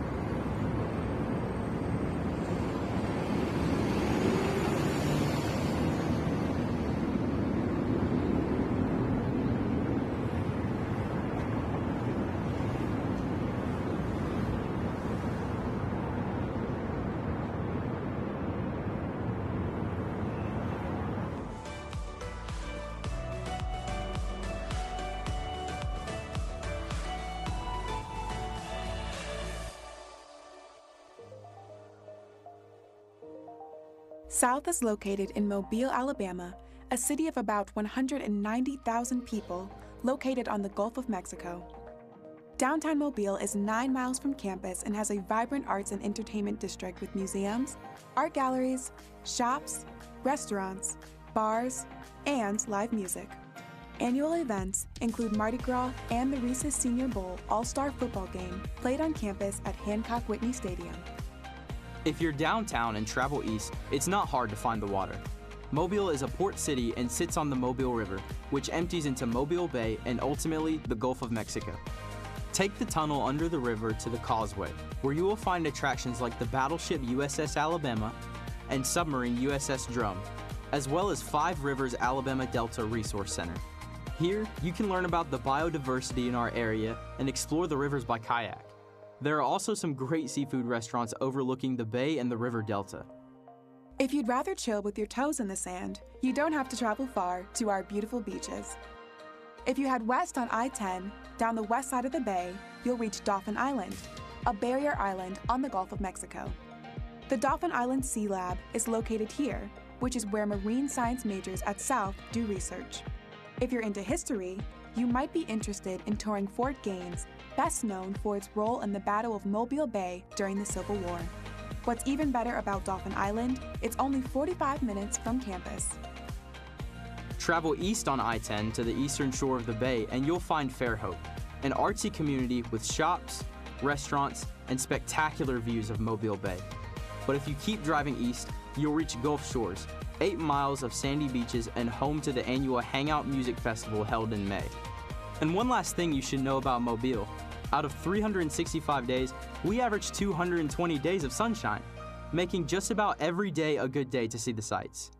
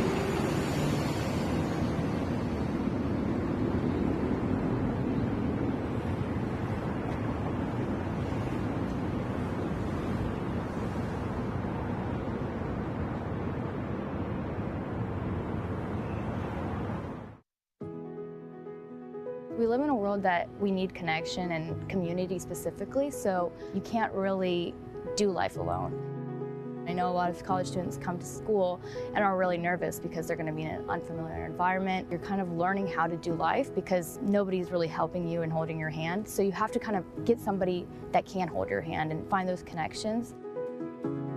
A learning community here at South is really just a special community here that they're made up of people that share similar interests and have similar career paths as you. And so in these learning communities, you're put in specific cohorts of different students and you might share similar classes, and having that privilege of being able to be in these classes with people that share the same interest gives you a way to interact and build relationships with different students. In addition to my pre-med path, I kind of chose to go off regular tradition and chose to major in international studies, which is very much opposite of what a normal pre-med student would typically do. And the reason that I did this was not only to challenge myself, but because I wanted to learn about something that I probably wouldn't get the chance to learn about. This major specifically will teach me a lot about cultures and a lot about how the world works, and I really wanted to combine my interest of the world and people and their cultures and use that in addition to my pre-health interests. South has allowed me to discover different interests that I don't think I would have ever considered. Before I attended South, I was not the same person I am today. Meeting these different people that do share similar interests, they obviously have different personalities and different diverse interests, and being able to interact with them and learn about their experiences, I've been able to learn from them and understand and learn about their specific interest and kind of grow as a person from that.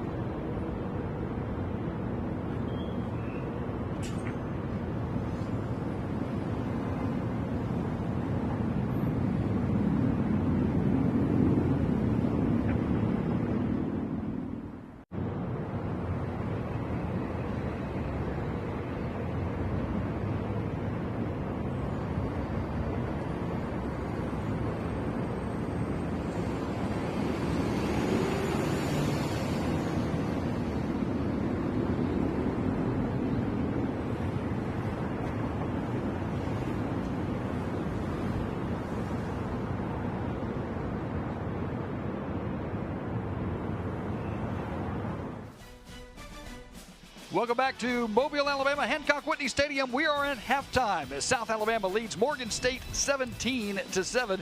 Pat Greenwood, Brian Gennard here in the broadcast booth. Morgan State really came to play. That first drive was impressive, but South Alabama defensively has bottled them up ever since. Yeah, ever since that first drive, South made some adjustments, and they're bringing a lot of pressure, and that really has seemed to slow that Morgan State offense down a little bit. Well, let's take a look at the first half highlights, and we talked about that first drive. It went 80 yards, and they just a lot of misdirections, a lot of different ways to move the football, and that's exactly what Morgan State did to get on the board. Long pass to Nevy inside the 30-yard line, and that set up the MEAC preseason Offensive Player of the Year, Jason Collins, who has had a day. Pops to the outside, gets inside the pylon, and Morgan State on the first drive of the game had a 7-0 lead. But South Alabama able to respond. Anthony Eager, the local product on the pitch pass. Remember this play because you're going to see it again. That set up South Alabama's first touchdown on their first drive. Kentrell Bullock bangs his way into the end zone, and we are tied at 7. But it is the defensive adjustments that have made the difference. Nathan Jennings had 2 sacks, and that has been the story of this second half as Muasau under a ton of pressure. That time he just dropped the football. South Alabama gets it on the turnover and then turn it into points. Remember that pitch pass? Well, here it is again. This time it's coming right into your living room, and it's a touchdown for South Alabama. Gave the Jags a 17-7 lead. Wesley Miller with Muasau under pressure again. He gets the interception near the end zone, and that's where we are. The Jags on top by 10. Second half action coming your way next in Mobile. We'll be back to Hancock Whitney Stadium as the Jags looking to lengthen their 10-point lead. They'll have the ball when we get back.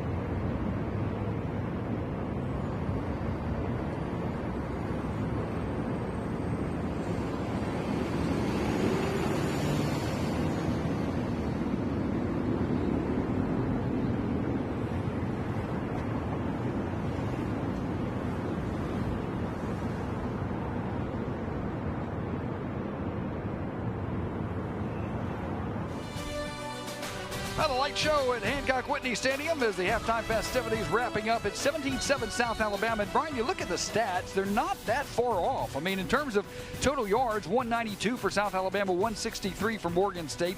The difference, the turnovers. South Alabama has 1, Morgan State 3 turnovers on the night, 1 interception, 2 fumbles.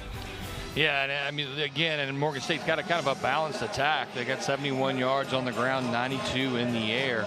But where South's really kind of had that dominance on the rushing, that offensive line has played so well for South Alabama. And again, those turnovers, like you said, 3 for Morgan State, only 1 for South. One that we thought for a second, I was wrong on the replay as usual, but that we thought there was going to be one. Eventually South got points out of one that was inside the 5, but and it's that first game. I mean, you're seeing guys do stuff. You know, we've seen both quarterbacks kind of carrying the ball really loose as they get outside, right.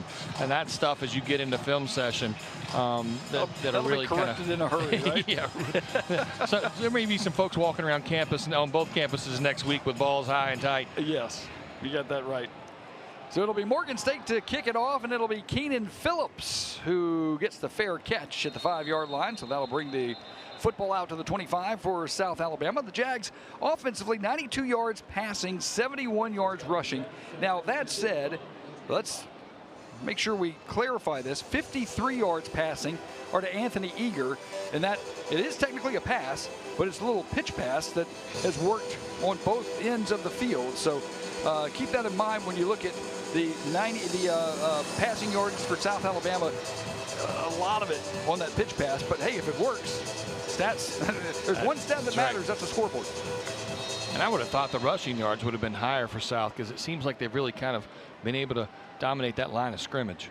Kentrell Bullock is the leader, 14 carries, 66 yards, and he's going to add to that total here. Bullock making his way up to the 45-yard line, put 20 more yards on it as Kentrell Bullock blasts off the left side of the line. Just a great job by the left side of that line, just opening up the hole. And once he got into the secondary, cuts it back across midfield. But boy, Morgan State's lucky he's still not running right there with the hole that left side opened up.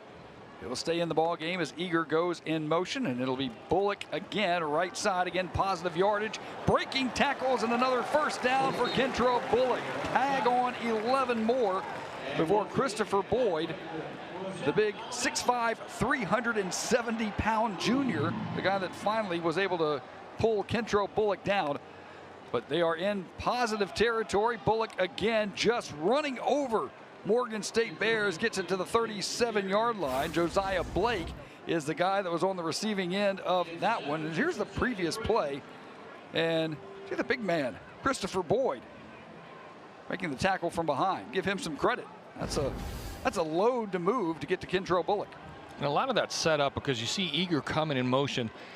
And with those little shuffle passes that have shown 2 big plays for South, that makes you stay honest as a linebacker or a strong safety.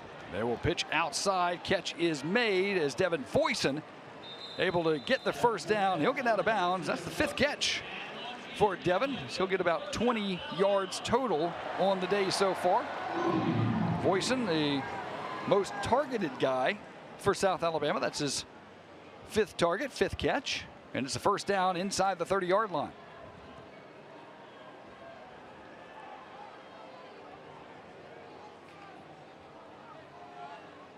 They'll send Voisin in motion to the near side. Now back hard to the other side. And the Jags will keep it on the ground. Stood up at about the 25-yard line. Gain of about 4 for P.J. Martin. PJ's a guy, 13 carries, 98 yards and a touchdown last year. But he was a stud coming out of De La Salle High School in the New Orleans area. I know a lot of people were excited in that area when he came this way. And 75 yards did PJ in the 68 Ventures Bowl a couple of years ago in this very stadium. It'll be Martin again this time, breaking tackles. Martin first down inside the 20 to the 16. So Nice P.J. job. Martin, yeah. Asher Hale right there pulled from that guard position. And even though he doesn't get the block, you'll see right here, when you got a big guy running at you right there and you're a defender, sometimes you just kind of have to get out of the way. And Asher Hale is a big one. He's a local product as well, 6'5", 305 pounds at that right guard position. If I got 305 pounds coming at me, I'm getting the heck out of the way as well. Bullock back in the backfield. As now some movement along the line. There was some stemming done by the Morgan State defensive line, and the offensive line for South reacted to it. Another new rule this year as well in the NCAA is that False start, offense, number 72, a penalty, first down. so no sudden movements by the defense. They can shift like they did right there, as long as you're shifting down the line, but no sudden movements towards the offensive line. No more. They can't clap whatsoever on the defense. Really, as you see them just kind of shift down that line, they got everybody on the offensive line moving down. So they put in some new rules to try to help the offensive linemen not fall for some tactics on the defensive side that make you jump. Ball is stripped loose as Kentrell Bullock had it knocked away from behind. I believe the Jags were able to jump on it and actually gain a couple of yards. Was that Ethan Hubbard, the guy that just created the penalty? May have been the guy to get the fumble recovery. Yeah, I mean, you're talking about big 6'6", 310-pound redshirt sophomore doing a good job of getting down the field and covering that ball up. Make up for the mistake right there. We have to check it for air. 2nd down and 4. That'll be P.J. Martin dancing for some room. He'll dive toward the first down marker. He'll be about a yard short. Gets to the 8-yard line. Jags need to get to the 7. So it'll be 3rd down and 1 inside the 10-yard line. Maddox does a good job of coming up and getting in that hole right there, making P.J. kind of jump to the side. Really, Maddox up in that hole just caused all kind of havoc for the Jaguars on that play. To get to the 7. They'll try to do it on the ground. P.J. Martin has the first down inside the 5. Martin turning his way to the 2-yard line. First down, South Alabama, their 15th of the game. Now they'll try to increase the lead here. They're up by 10, trying to make it more than that. And it'll be P.J. Martin again, and Martin into the end zone, finishes the drive, and South Alabama lengthens the lead. First touchdown of the season for P.J.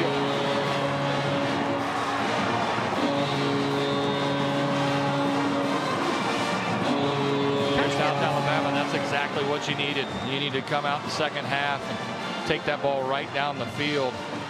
P.J. Martin does a nice job of just kind of seeing the end crash down. He's able to bounce that to the outside and pick up points. And you kind of get the feeling, too, that South Alabama may be starting to wear down this Morgan State team as DeBoyan, perfect once again on the extra point. But South Alabama ran it down their throats. That was a 10-play, 75-yard drive capped off by P.J. Martin into the end zone, and South Alabama on top 24-7. Morgan State will try to counter after this.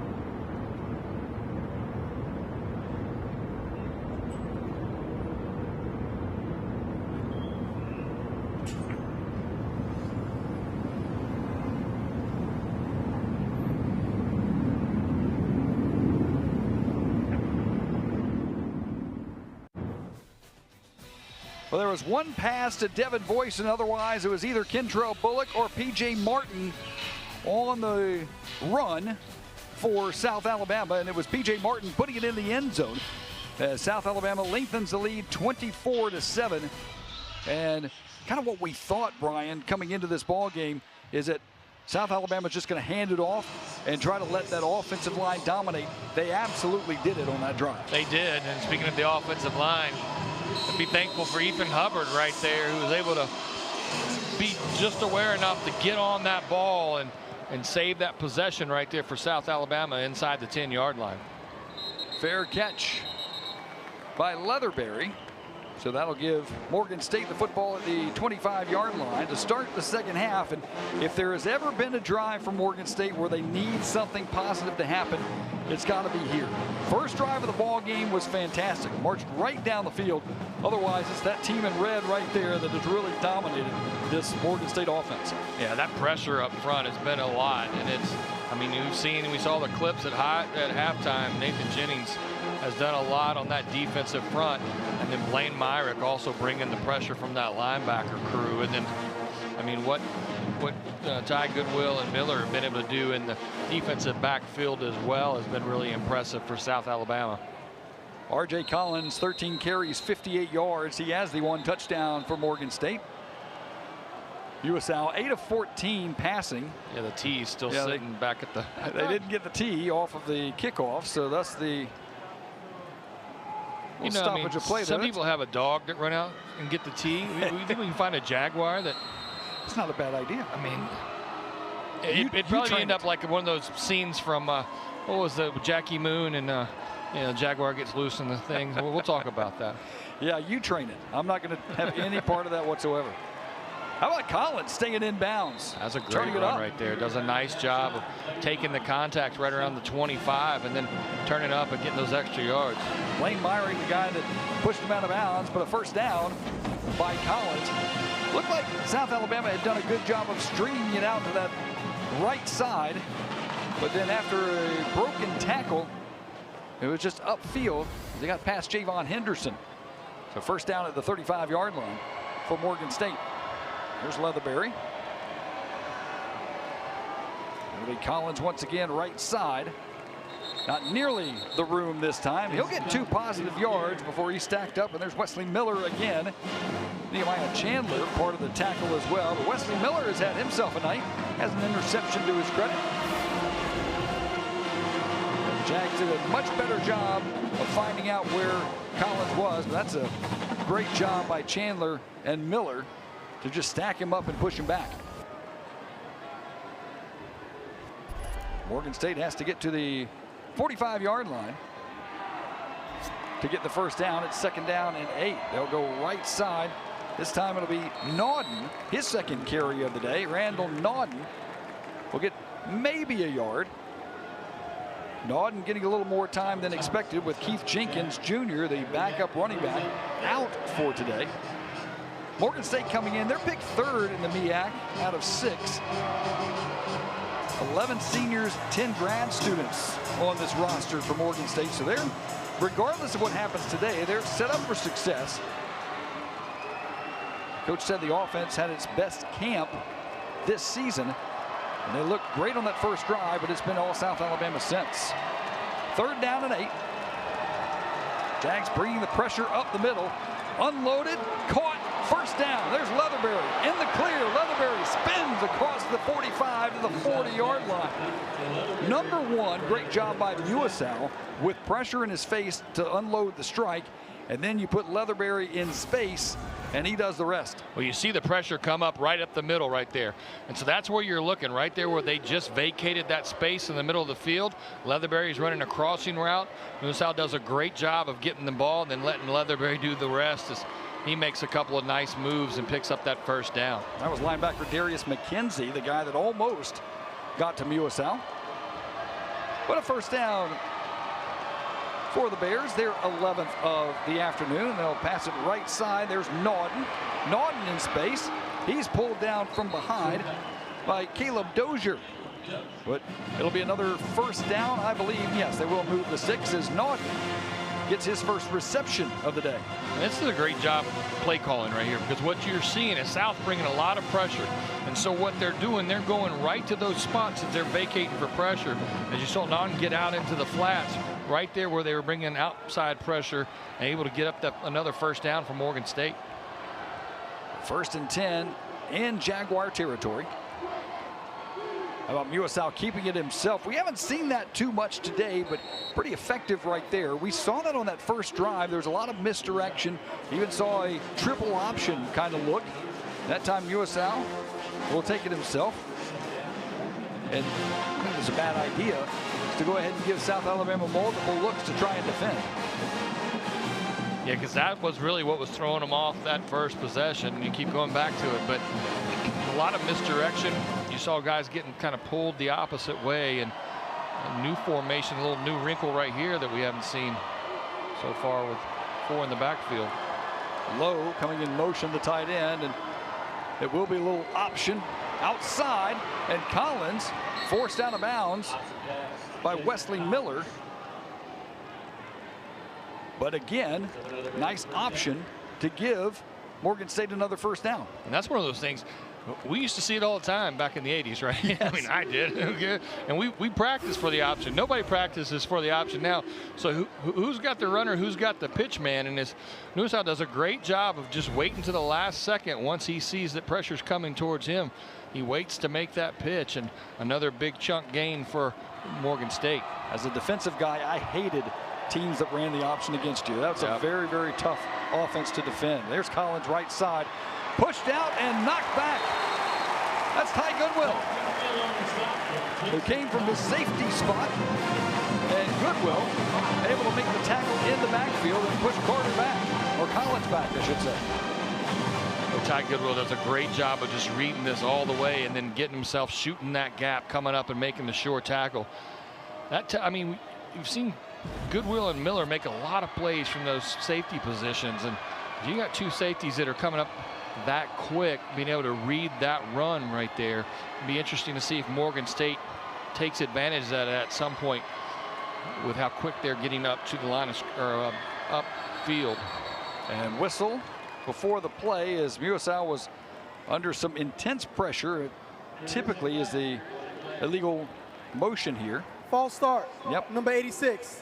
Not all 11 players set at the snap. 5-yard penalty. 2nd down. So Matt Lowe, the guilty party. Boy, that look right there as you walk by, that gives you the old Bears feeling right there, doesn't it? It does. I mean, that looked like Ditka coming on, back in playing tight end back in the day, and those numbers, the way they look right there. We're seeing Jalen Flood into the end zone, or into the backfield, I should say. Now he's on the slot to the near side. It looked like they were going to have two backs in the backfield once again. Instead, now it's just Collins, split offset of Muasau on 2nd down. Under some pressure, hit as he throws. My goodness, what a catch across the middle. That's Flood, who made the catch, and they're going to get some more on top of that. I believe there's going to be a late hit or a potential targeting on Muasau as he took a shot after he delivered that one. Personal foul. Roughing the passer. Defense. Number 45. Half the distance to the goal. Automatic 1st down. Ed Smith was the guy that came, and you can't complain about laying the lumber here because he absolutely did it. But watch the shot that he takes here. Yeah, up top, got one up top and one down low. And still delivers a strike, and a great adjustment there by Flood to step in front of Tyrell Johnson to make the catch. And now you've got Morgan State inside the 5-yard line, 1st and goal at the 3.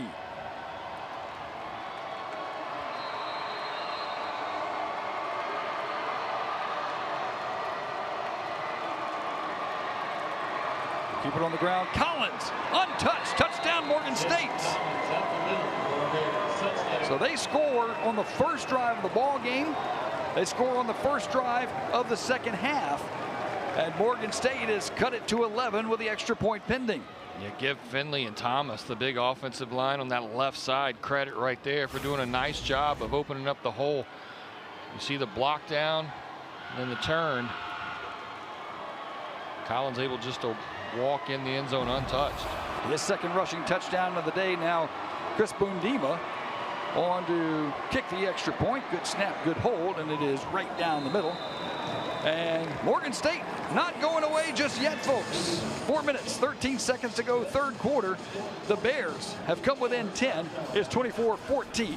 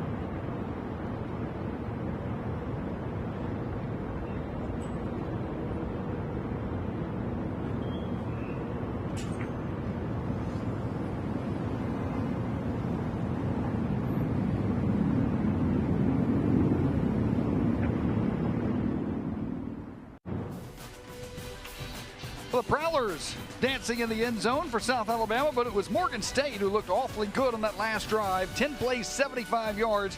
Jason Collins cashing it in with a touchdown rush. And boy, I'll tell you what, we saw South Alabama run the football to begin the second half. And Morgan State took that same playbook, 10 plays, 7 plays rushing. And they just ran it right up the middle. South Alabama couldn't stop it. Yeah, they did a great job. That offensive line kind of stepped up to the challenge right there for Morgan State. And also, I mean, what a hit that Newsau took and able to stay in there, and his receiver adjusted and made a big catch for him. But really impressive drive there for Morgan State after giving up one to South. They came back with their own answer. So Morgan State to kick it away. Keenan Phillips once again will be the guy to call the fair catch. This time at about the 4-yard line, and South Alabama will have the football when we get back. 4 minutes, 13 seconds to go, third quarter. It's a 10-point Jaguar lead.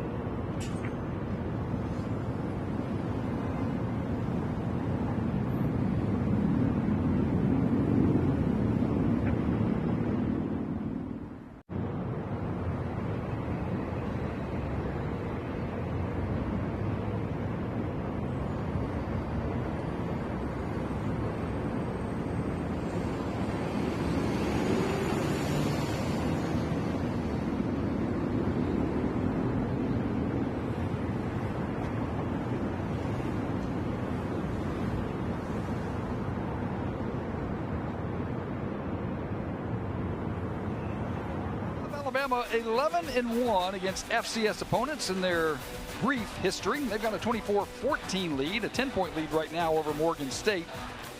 But the Jags averaging 14-point victories. But last year when South Alabama played an FCS opponent, it was against Northwestern State on a Thursday. And the Jags won that one 87-10. But on that note, how about a congratulations to Northwestern State? They've had a lot of issues off the field. Finally got their first win since 2022. They did that last Thursday. So congratulations to the Demons from Natchitoches, Louisiana. As Bishop Davenport gets the strike to Devin Boyson to move the chains for South Alabama. Yeah, that was a crazy night last year on a Thursday night as we're here, and South Alabama shoots fireworks off after each score. By the time third quarter came around, they were just showing pictures of fireworks on the board because with a little note that said, sorry, we ran out. And the fourth quarter was shortened to 6 minutes. But the Jags were already knocking on the door at that point to get their 87th point. As Kentrell Bullock on the ground game, he'll gain 2 yards to bring up a 2nd down and 8. Bullock now 19 carries, 117 yards. He's got 1 touchdown. P.J. Martin with the other rushing touchdown. Anthony Eager had the touchdown catch. Meantime, it has been Jason Collins for Morgan State, who's put it in the end zone twice for the Bears. 2nd down and 8. It'll be Bullock once again. Good hole off the left side. Eric Hunter able to corral him at about the 48-yard line, so about 3 yards shy of the first down. 3rd down and 3 at about the 48-yard line. Now, we talked about the kind of the off the field Blaine Myrick, right? I learned something interesting about Eric Hunter this week as well. Eric Hunter loves music and does some stuff with some film and stuff, but he plays the stand-up bass. Wow. Yeah, and you just don't see a middle linebacker as a stand-up bass guy, but Eric Hunter is. Well, they submarined, and they were able to knock Kentrell Bullock to the ground at about the 49-yard line. So now an interesting call here from Major Applewhite. You're at the 49-yard line. Do you go for it on 4th down? And he decides this time not to. We've seen the Jags go for it a couple of times today, but instead they will bring on Alexi Polkinen for his 2nd punt of the day. Yeah, you wonder if, I mean, with that last drive and how efficient Morgan State was with the football, I don't think giving them the ball at the 49 right now would be in anybody's best interest. And they were pretty quick to pull the trigger and running out the punt team on this one. Polkinen trying to angle it, and it'll be Leatherberry catching it at about the 8-yard line. And so we will keep it here and put Morgan State's offense back on the field after a nice 75-yard drive to make it a 10-point game. We'll see what Mulesow and company can do. Kobe 11 of 17, 142 yards, does have 1 touchdown. No touchdowns, 1 interception. The 2 touchdowns coming from Collins. 18 carries for him, 79 yards on the ground. Long of 16. But it's been a pretty good job of mixing the run and the pass, throwing in a couple of option looks. And they've had success as Morgan State when they've been able to execute that perfectly.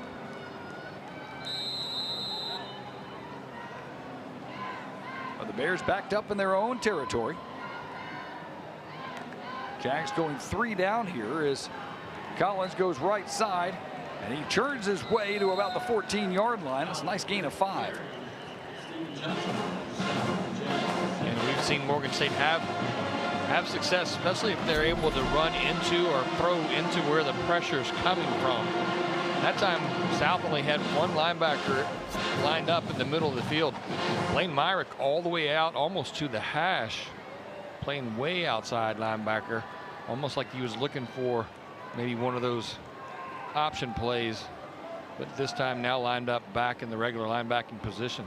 So as a team now 103 yards rushing for Morgan State. This time they'll flip it up to Leatherberry, who doesn't have much room to work.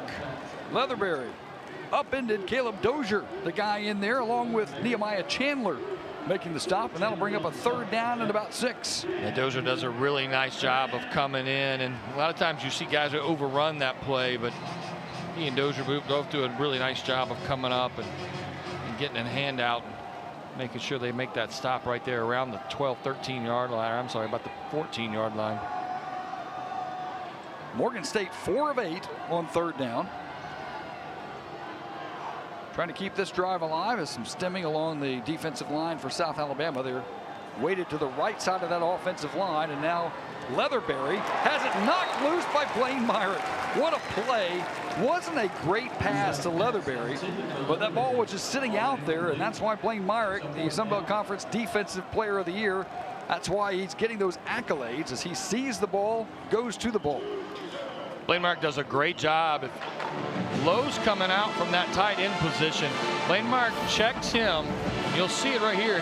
He holds Lowe up, and once he lets Lowe go, he sees Leatherberry coming across the middle and just sticks out that ball and does a great job of knocking that pass down.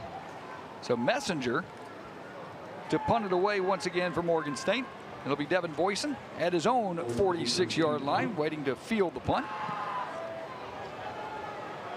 He will field it in Morgan State territory, make the fair catch at about the 46-yard line.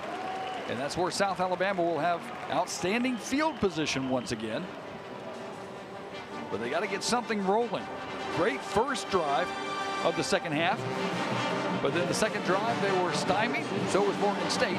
Now with 15 seconds left here in the 3rd quarter, see if the Jags can get the score into the 30s as Damon Wilson and Morgan State. I give those guys a lot of credit, man. They played hard tonight. We knew they would. They really have. I mean,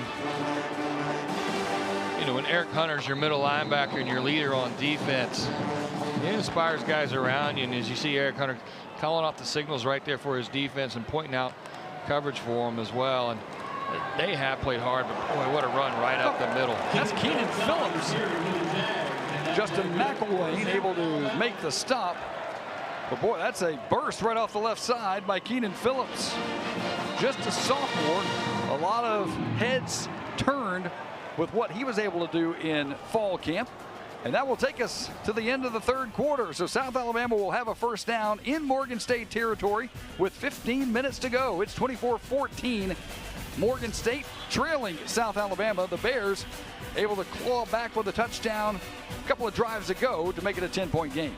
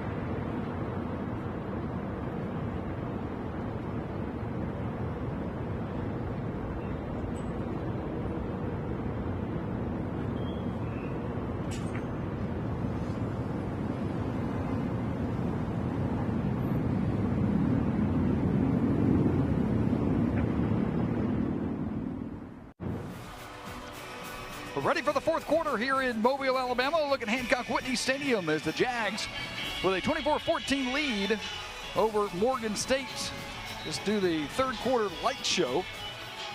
Hopefully get the offense riled up as a look at Keenan Phillips, who just had a 12-yard run. He's a transfer from Georgia Military, second-team junior college All-American, 19 rushing touchdowns last season. And again, a guy that got a lot of heads turned in this fall camp, and he's established himself as a solid number 3 behind Kentrell Bullock and P.J. Martin. And the way Major Applewhite runs, those 3, I think, will get a lot of carries. It'll probably be Bullock more than anything else, but Keenan Phillips in that 3 spot is not in a bad spot at all. Yeah, but it's one of those things. It's a blessing to have 3 guys that you can count on in a running back room. And after you saw that last, when they went to the quarter break, his 2 fellow running backs were the first 2 to run out there and pat him on the back for that nice run. And what a big defensive play right there by Eric Hunter, getting pressure upfield and knocking that pass down. Hunter has been as advertised. He's had a heck of a night as Phillips able to get across the 30 to the 29-yard line. That'll bring up his third down at about 5. Well, think about Hunter. I mean, it's a young man that, you know, he leads his team and the conference in tackles as a junior. He plays 1 game last year. It's the last game of the season. And coming into his redshirt senior year, named Defensive Player of the Year without even playing, you know, more than 1 game. That tells you what respect the conference has for him. There's Phillips with a nice juggling catch, but the ball was not on target. And so as he was juggling it, he had really no shot to be able to turn it upfield. It'll be a loss of about 4, so it'll be 4th down and 9. And the punting unit will come on. Jags are 1 of 2 on 4th down conversions, but on a 4th and 9, even though they're deep in Morgan State territory, out of field goal range, so it'll be Polkinen who will try to put it inside the 5-yard line and put Morgan State's offense in a tough spot here. That ball's on target. It's got a potential for a first down for South Alabama, but ball was offline, and now a delay of game penalty, which I'm quite sure was taken. Offense, number 40, 5-yard penalty, 4th down. Taken on purpose, because now you're going to give Alexi Polkinen just a little more room to work for his punt. You know, for the stat sheet too. It's not blaming on the punter. It's not the punter's not his fault. Right? He's been standing up there since, you know, the play clock was at 25. I mean, yeah, so, you know, let's give that one to somebody else. Can you call one on the coach? That's right. It wasn't me. He told me to. So Polkinen will stand at the 49-yard line, and he'll wait, and now we'll try to angle it. Leatherberry will make the fair catch at about the 7-8-yard line maybe. And boy, I tell you, that was a little dangerous there. You mishandle that, and it's going to be a problem. But Leatherberry sure-handed, and it'll be Morgan State football after this break. 13:31 to go. Jags on top by 10.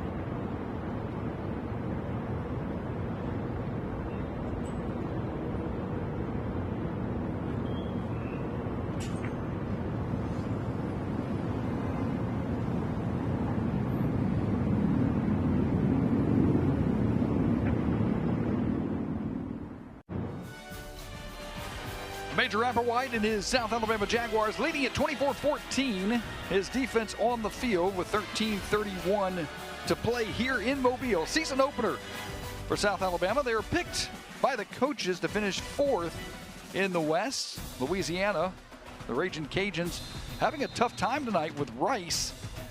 They are the preseason pick in the Sun Belt Conference.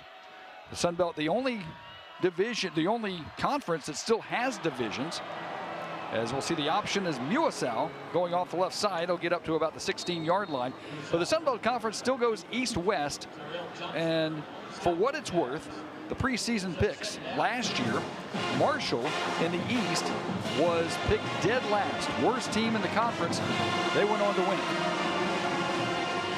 So take those preseason polls for what it's worth. Morgan State, we talked about, picked 3rd in the MEAC out of 6. South Alabama picked middle of the Sun Belt West. It's so hard in these days with the transfer portal to kind of know what a team's identity is going to be until you see them play for the first time. So all those preseason polls are just stuff for us to talk about in the offseason. That's very true. As Collins is bottled up near the line of scrimmage, he may have gotten enough for the first down. Had to get to about the 18-yard line, and he did get across the 18. So a first down for Morgan State. It is funny, Deb, when you start, listen to people debate about stuff like that. And it's like, hey, you got 11 new guys on the ball. Who knows what's going to happen when you tee it up for the first time? Approaching 12 minutes to go as Collins right side will get another carry, and flags come flying in the area of holding. We'll see if that is indeed the case, but that's the 21st time we've seen Collins around the football, but Morgan State already starting to march back. Let's talk about the arm on the field judge. That was he let that thing go from the 40, and I mean landed it right where it happened, right there at the 25. Holding, offense, number 83. 10-yard penalty from the spot of the foul. First down. That's one of those ones you can't hide. When 3 flags come in flying like that, you can run, but you can't hide. I mean, there's nowhere to go, but you see the hold right there on the end. Yeah, that's Malachi Bryant, who was working on Nehemiah Chandler, and he had a lot of red jersey. So Bryant called for the penalty. 9th penalty of the game against Morgan State, and that'll back them up. It'll be now 1st and 13. They've got the ball at their own 15-yard line. Leatherberry in motion. Muasau still working out of the shotgun. He will still give it to Collins, and Collins is going backwards in a hurry. Great pursuit by South Alabama defensively. And Moss Jr. is not going to get credit for the tackle, but he's the reason the play got blown up in the first place. Deep in the backfield and penetration right there. How about IBK Mafi, the guy that makes the stop? He's a native of Blaine, Minnesota, just a little ways from Mobile, Alabama. But he came down here the first time. He's like, what is this humidity stuff you guys are talking about? He's a transfer from St. Thomas.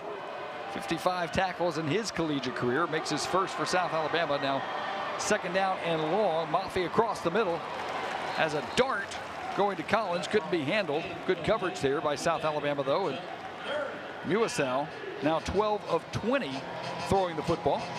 And he'll face a 3rd and 18.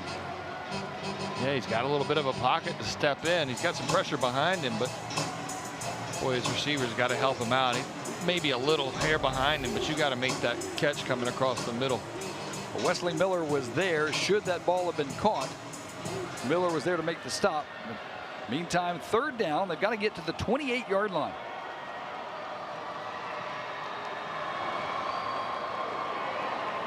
Set up a little screen pass, and it doesn't go very far. Guess who?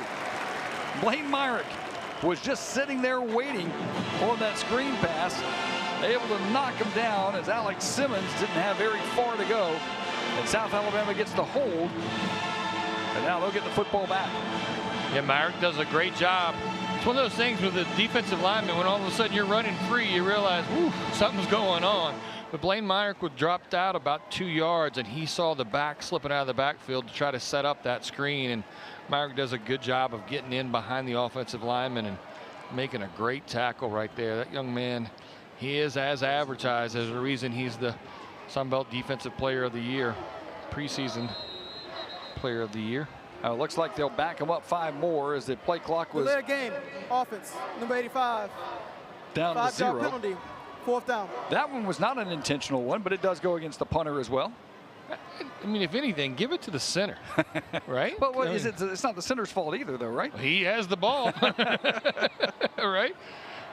Maybe give it to the bench. Would that make you feel better? Well, I mean, you know, as an ex-punter, I'm just trying to keep up with my guys. So Messenger now about midway into his own end zone, and Devin Boyson at the Morgan State 49. He hadn't had a chance to return a punt yet.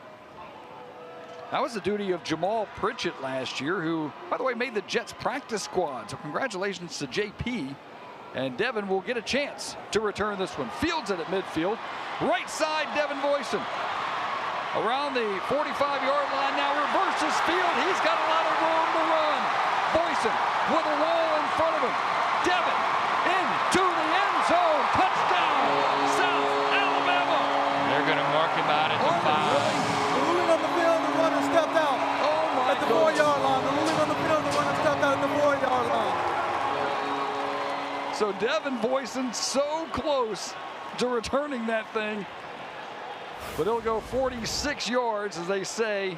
He did step out at the 4-yard line, but goes right side and then sees a wall the other side. Boyson going the other way. Let's see where he indeed stepped out of bounds. Okay, yeah, all right. Maybe it was wishful thinking for South Alabama fans that he was going to dive into the end zone a la Jamal Pritchett, but no such luck. Now the offense will come onto the field as South Alabama just 4 yards away from making this a 17-point game. 24-14 your score right now.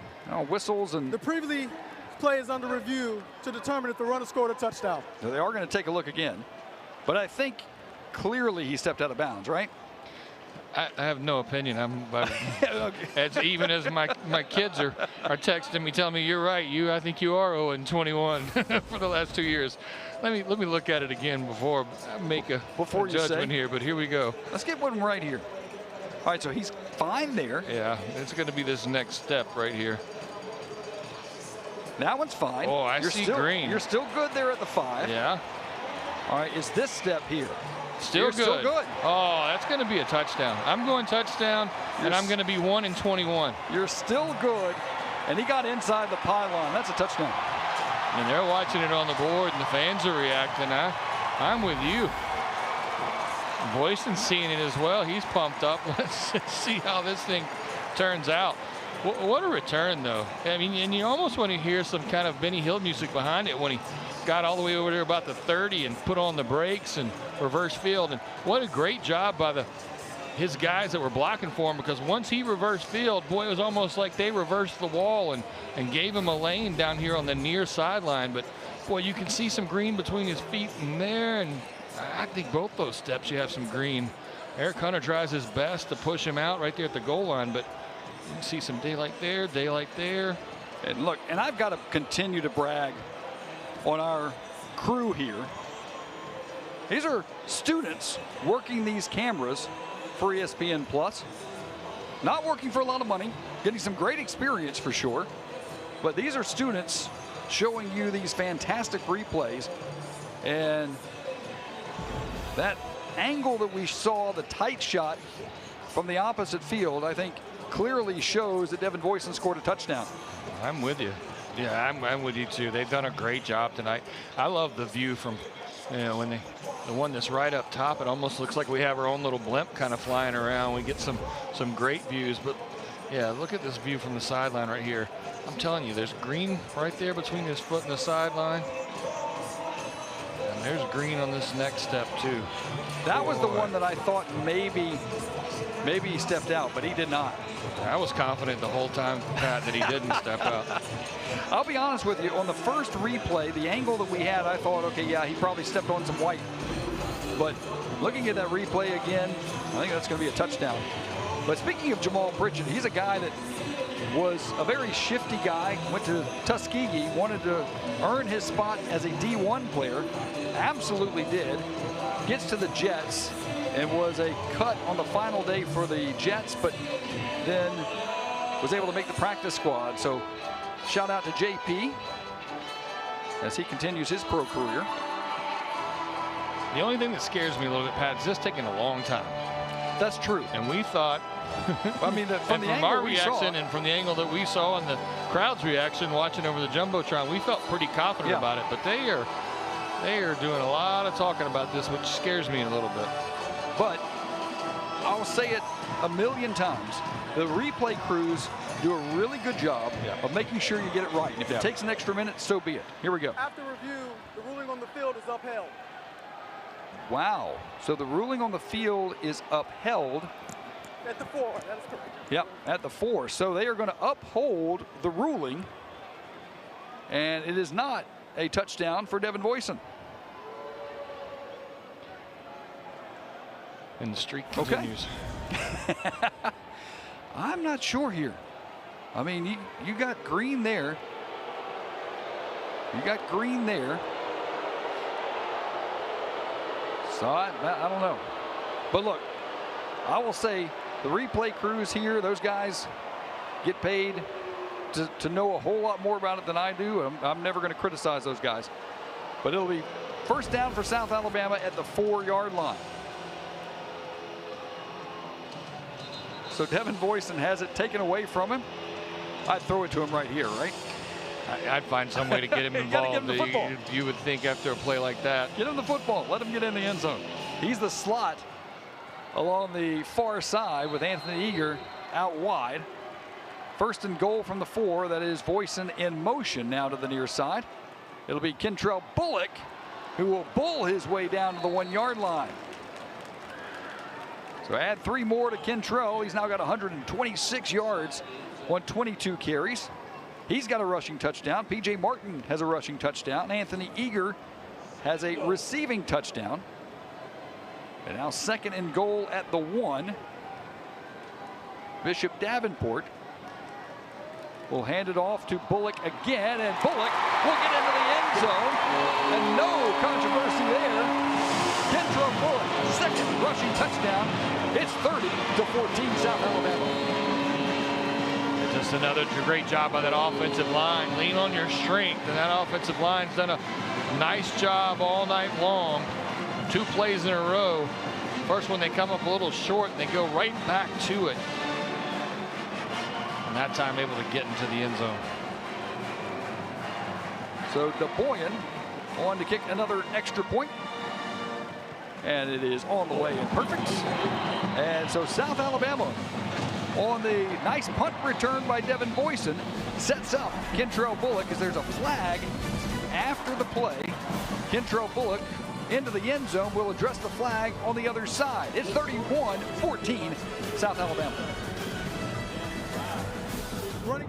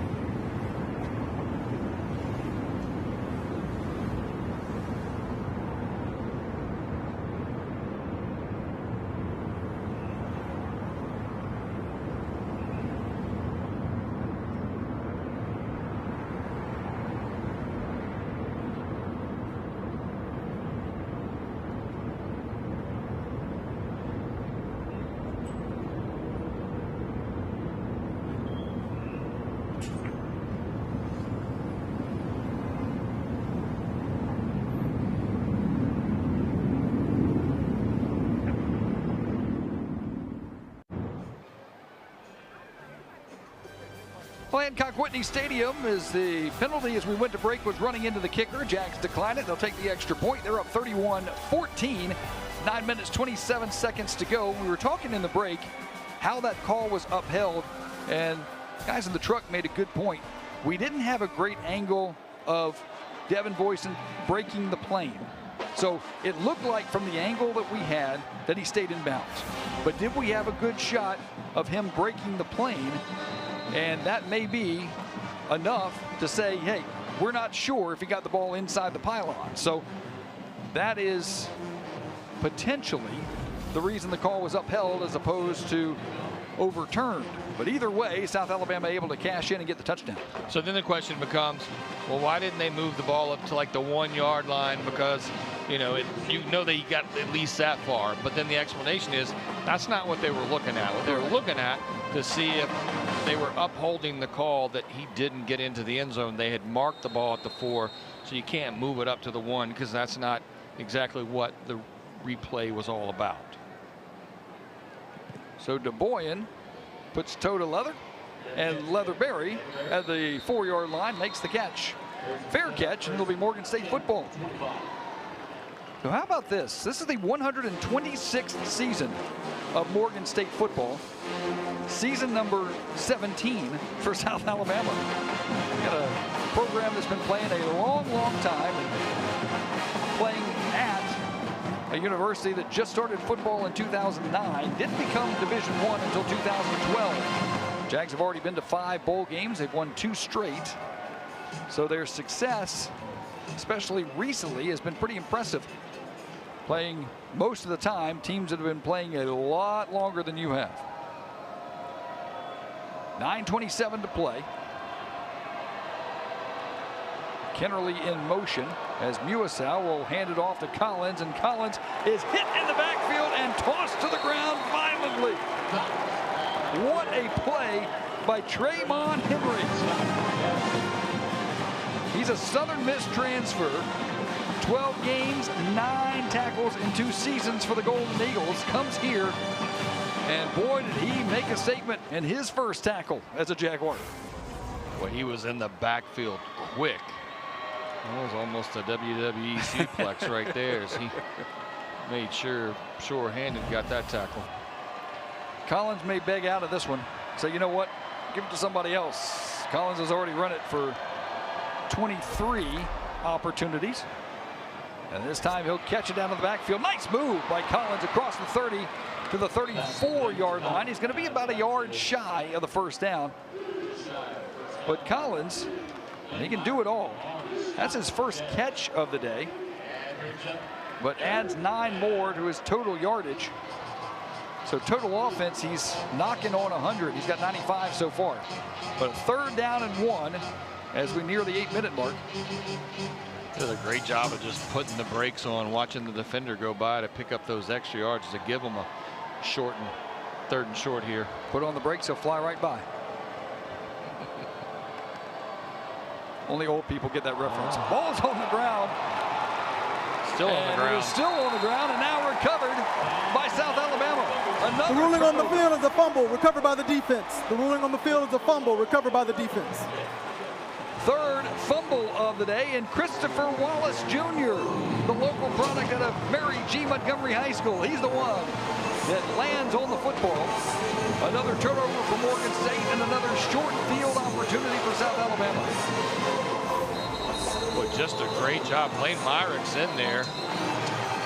Just a miscue, and I don't think Myrick knew the ball had come out, but Wallace Jr. heads up, sees the ball on the ground, dives on it. Big turnover right there. You know, you talk about Morgan State playing over 100 years. Radio announcer, as you and I learned earlier this year, was it 43 years? Something like that. The same radio play-by-play guy. That's amazing. That. How about Devin Boyson getting the touchdown there? So the payback comes as Bishop Davenport saw Devin Boyson all alone. His punt return was taken away, and he'll get a touchdown the other way. Receiving touchdown for Devin Boyson. And the Jags putting the nail in the coffin. A little like a blown coverage right there as Everybody's looking towards the middle of the field, and Boyson just gets off over to the left side, drifts out into the flats. Davenport sees him. That's probably one of the easiest pitches and catches they'll have all year long for a touchdown. So Hamilton to Boyan on to kick the extra point. He's 4 for 4, also has a field goal. High snap, put down nicely by Polkinen and drilled right through the uprights. And South Alabama increases the lead. 7 minutes, 47 seconds to play. Jags starting to run away. They lead 38-14. Devin Boyson from Bishop Davenport, all alone, waltzes in, and the Jags in control.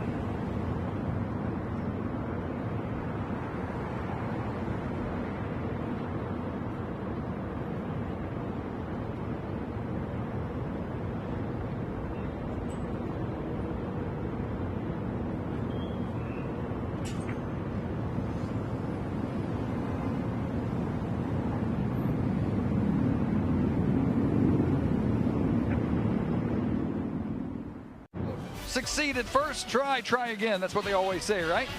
And not saying that Devin Boyson didn't succeed both times. He had the punt return that we thought was a touchdown, but it was not a touchdown according to the replay officials. That one, no doubt about it. Devin Boyson on the receiving end of the Bishop Davenport strike, and it's 38-14 South Alabama as Leatherberry will make the fair catch at about the 4-yard line. It'll be 1st and 10 for Morgan State at their own 25-yard line. So the Bears had great success coming out of the locker room. First drive of the ball game, they marched right down the field, put a touchdown on the board. First drive of the second half for Morgan State, marched right down the field, put it on the board. That tells you they've got some pretty good coaching, good adjustments, but just haven't been able to do it beyond that first drive of each half. Yeah, but it also tells you that South made some really good adjustments themselves, because Morgan State did two different things. They came out two different ways. Both times they were able to take advantage of some things, and then South made their adjustments. And since then, since both those opening drives of the game and the second half, South has really been in the backfield just like they are right there. I mean, it's just been the penetration and just the speed of South's defensive front that's been able to kind of stymie Morgan State since those two drives. Smiley knocks down Randall Naughton. Meantime, we do have a new quarterback for Morgan State. It's John Griffith from Merrimack College. Didn't play there. He was a walk-on at Maryland. Didn't play there either. He was a 3-year starter at St. Francis Academy, and a lot of Bears have come from St. Francis Academy. So Griffith getting some action here in the fourth quarter. As USL likely done for the day, they'll give it to Malden again. He's got a ton of room. Randall Naughton across the 30, finally tracked down inside the 20-yard line. Ty Goodwill, the guy that finally knocked him down, but Randall Nauden, a guy that really wasn't expected to play a whole lot, but with Keith Jenkins on the shelf, Nauden is the guy that is getting some opportunities, and he made the most of his opportunity right there. And that offensive line on the right side does a really nice job of opening the hole, and boy, Nauden hits it fast, and he's in the secondary before anybody can turn around and look back, and South did a nice job of being able to track him down inside the 20. 1st and 10, why not give it to him again? Nauden bouncing out to the outside. Nauden finally pushed out of bounds by Parker Shattuck. But Nauden, tell you what, that last run was 56 yards, and he added more to it here. But Nauden, not a big guy, but has plenty of speed, finally tracked down. But he's got Morgan State knocking on the door here, 2nd down and 1. So he's got a 56-yard run, followed it up with a 9-yard run. Let's see if they give it to him for a 3rd straight time. Kennerly in motion, goes back to the outside. And this time it is the quarterback running for his life along the left side, and he's not going to go very far. John Griffith didn't have the speed to get to the outside, as Ty Goodwill, among the guys that made the stop. He was looking for that outside corner, couldn't find it. Christopher Wallace Jr. also there on the stop. They're really, they're really banking on South riding with that fake right there, and South had nothing to do with it. You see 4 or 5 guys come up, and South did a great job of staying home right there, because they, after 2 straight plays to the right side, boy, that's a nightmare for a quarterback when you roll out and realize you're in no man's land. 3rd and 2, Nauden stood up. He's going to be shy of the 1st down. It looked like he had a chance and then was knocked back. Tyler Thomas among the guys that got him. So 4th down and 1. Why not go for it here if you're Morgan State? Well, you see Tyler Thomas, big number 97 right there from Conejo Christian in the Mobile area. His brother, twin brother, Trent, a tight end on the offensive side. So they got to get just beyond the 10 here. 4th down.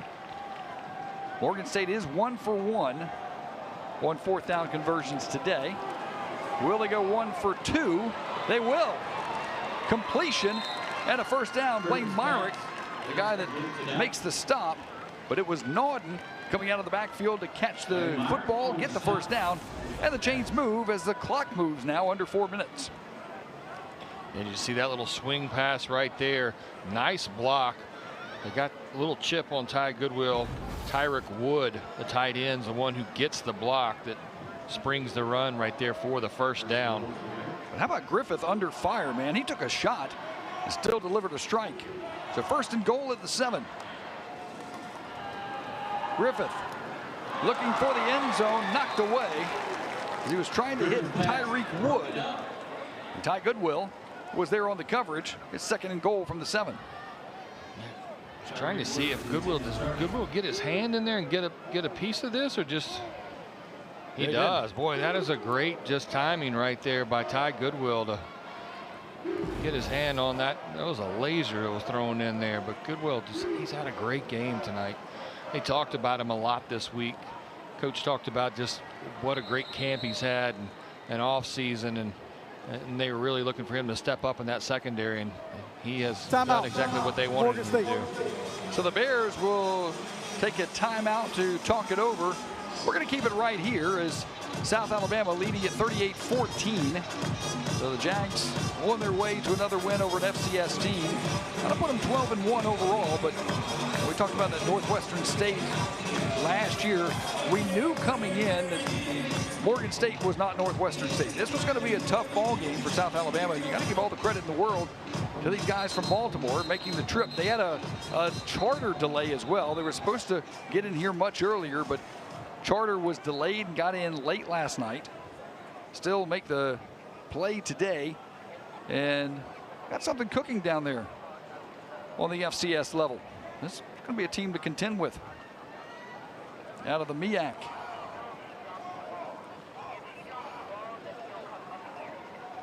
So Griffith still the quarterback as they send Kennerly to the sidelines. Nauden to his right. It's Griffith rolling right, looking for the end zone. Once again, defended nicely in the end zone. How about Ty Goodwill again? Good coverage there. Looking for Tyler Wilkins in the end zone, but it was Goodwill who was one-on-one coverage, and Griffith didn't have a shot of that completion. Yeah, you talk about try and try again. I wouldn't try and try again against Goodwill again. I mean, that's 2 in a row. This young man has done a great job of just closing out the space and then getting that hand in there to break up that pass. Ty Goodwill feeling it. For 3rd and goal, they'll give it to Nauden off the left side, and he will prance into the end zone. Randall Nauden gets the touchdown for Morgan State, but there are flags on the play. Yeah, you're going to have an offensive lineman that, boy, he did a good job on the initial block. Looked like Finley that's down there, but Finley got the initial block to get him into the end zone. It may be a dead ball foul. It's the second hit on that Finley laid out that drew the flag. So let's see if it's a dead ball foul and the touchdown stands, or if it's we'll see what they say. They're talking about it right now. Looks like it because the extra point team is on the field right now for Morgan State. Let's hear from the head referee one more time.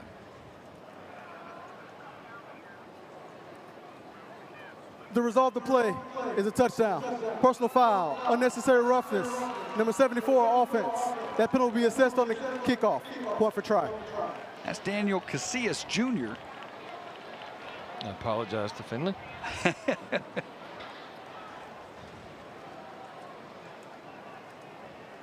And now it will be Chris Bundinga to kick the extra point on the way and good. And so it's 38-21 with 3 minutes, 24 seconds to go. We'll keep it here as the Morgan State Bears will kick it off to South Alabama. Now, are you in the stage with 3:24? Do you onside kick it, or do you wave the flag and kick it deep? We traveled a long way.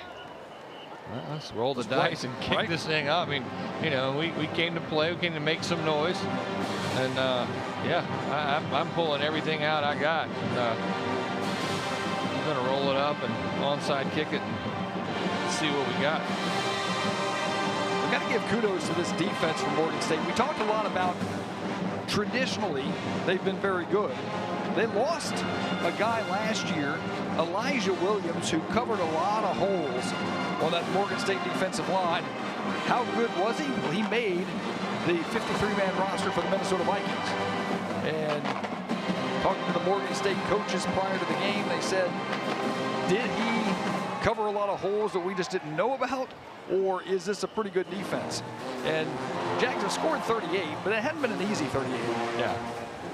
Yeah, it really had. I mean, at times they've really stepped up. And I mean, you talk about guys seeing guys at the next level. I mean, you and I have seen the preseason predictions and all the other accolades, but you're not going to be surprised at all at this time next year that somebody's talking about Eric Hunter making a 53-man roster as well. Well, with the penalty, Morgan State will tee it up. Yeah, so now I'm not onside. Now I will take back my onside kick predictions here. I forget we're kicking from the 20. And the left footer will kick it to Keenan Phillips, who calls for the fair catch. Didn't field it cleanly and now has to take it himself. But there was a fair catch call, so thus the whistle. And it'll be South Alabama football with 3 minutes, 24 seconds to play. As the Jags, all of their timeouts shouldn't matter, but we do have a 2-minute timeout to work with as well.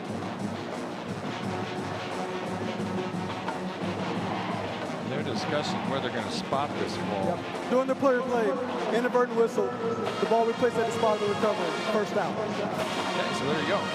And now how about South Alabama? Looks like, is that a new quarterback? I believe it is. It's Jared Hollins. for South Alabama. He's a local kid. Mary G. Montgomery High School. Big smile on his face as he gets his first action as a South Alabama Jaguar. A guy that has battled his way to the number 2 spot. And it'll be first time we've seen Jared Hollins. And his first pass is a completion. How about that? Good job to Jeremy Scott. Scott making the reception at the 20-yard line. And Hollins, who really did wonders for MGM. They're a 7A school, which is the highest classification in Alabama, and really helped bring that program to prominence. Over 2,000 yards passing. I think 21 touchdowns there at MGM. Vikings had their best season ever in 2023 with his guidance. He had a lot of offers: Boston College, Virginia, Mississippi State, North Carolina State, to name a few, but decided to stay home, has battled his way into that number 2 spot, and he gets his first completion. So 2nd down and 7 as the play clock now goes to 0. And unless there was a timeout. Offense, number 7, 5-yard penalty, 2nd down. I'll say, unless there's a timeout, he's about to get his first penalty too. You know, sometimes you got to get your name in the book anyway you can get it there. So he's done it twice. He's got a completion and now a penalty. The delay of game will back him up to the 15-yard line. Yeah, really have been impressed with just his growth in the last year and a half, kind of around this program. Got to see him play several times in high school. Was so impressed with him, and then to see what he's been able to do this offseason to get himself in that new number 2 spot for South. Handoff right side, and caught by the shoestrings at about the 20-yard line. That's Keenan Phillips getting some action here. As the night likely done for Kentrell Bullock, who will end the day. 23 carries, 127 yards, 2 touchdowns for him. P.J. Martin, 8 carries, 40 yards and a touch. And that was the 4th carry for Keenan Phillips, and it'll take us to the 2-minute timeout. So the Jags will face a 3rd and 3 when we get back. They're up 38-21. Major Applewhite on his way to win number 1 in 2025.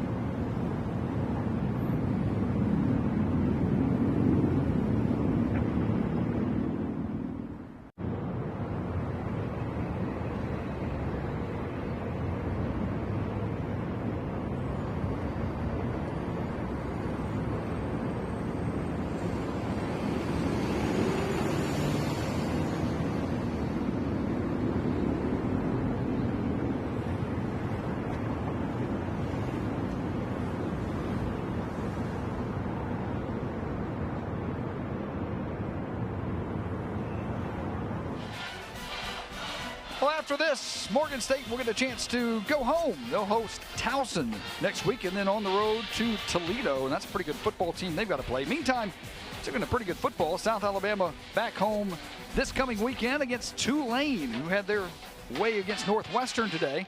Jags will then travel to the Plains to take on Auburn. Back home for Coastal Carolina at North Texas, and then at Troy. So schedule does the Jags no favors. How about Jared Hollins with the athletic ability to bring down the high snap, still get the handoff, and get the first down for South Alabama. Keenan Phillips able to drive his way to move the sticks, but what a one-handed grab there by Jared Hollins. To say, if you're a receiver, that's probably one of the best one-handed catches you've seen in a long time. I don't know if he played basketball, but boy, he had some ups right there, and then to snag that thing one-handed, then have the wherewithal to come down and still be able to make the handoff. Tell you what, if I'm Paul Petrino, the offensive coordinator, I may say, you know what? If we need a receiver at some point, put number 7 in. That's right. Not bad. 1 minute, 27 seconds and counting. Jags, I'm sure, will keep it on the ground the rest of the way. That's Travion Dunbar getting his first carry for South Alabama. And another nice job of controlling the snap right there. It's 2 high ones that he's been able to. That one wasn't as high as the first one. I was kind of shocked they let him throw it on the first play out. Right. I think, though, one of those situations that, hey, you got an opportunity to put him in. Let's see what he can do. Yeah. But then we'll keep it on the ground here. It's 3rd down and 7. Be another handoff left side as Dunbar gets to about the 30-yard line. He'll be a couple of yards short, but that should be the last play of the ball game, as we're at 30, 29, 28. They should not have to run another snap.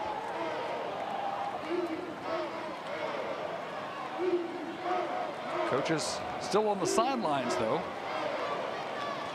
And now it looks like the white flag has been waved. Major Applewhite goes out to about the 50-yard line, shaking hands with the referee, and it'll be Major Applewhite and Damon Wilson shaking hands at the Jag head as South Alabama comes away with a 38-21 victory against FCS opponent Morgan State. And your impressions, Brian, of what we saw from South Alabama? A 17-point win, but certainly some great things to build on, but some things that are like, oh, there's a little deficiency. Yeah, I mean, I love their adjustments after the 2 drives to open the game and open the half. I thought some of the things they did on defense were really impressive. I think some of the question marks that we had coming in were, and inexperience was in that secondary. Really impressed with the way that Miller and Ty Goodwill stepped up and played in that secondary tonight. And on offense, I love the effort. I love the fact that you got 3 guys that you can put in that backfield and keep backs fresh, and what the offensive line was able to do tonight as well. Stats weren't that far off. 367 total yards for South Alabama, 340 for Morgan State. And the passing and the rushing yards not that far off, but the turnovers, that's the difference. And then points off turnovers, 17 for South Alabama off those 4 Morgan State turnovers. Still some turnovers for South Alabama, but either way, they'll take it. A 38-21 victory as the Jags now 1-0 on the year, and it's going to get infinitely tougher with the Tulane Green Wave coming here next Saturday. Yeah, Tulane with a big victory today. I think they won 23-3 earlier today, and it'll be fun next Saturday night here at Hancock Whitney Stadium as Tulane comes in. The Southpaw and Kentrell Bullock, they had their way today. Defense did a great job as well. It's South Alabama, a 38-21 win over Morgan State. So for Brian Gennard, I'm Pat Greenwood saying so long from Hancock Whitney Stadium in Mobile. 38-21, South Alabama, your winner. All games airing on the ESPN networks are streaming live and archived on the ESPN app. This has been a presentation of ESPN.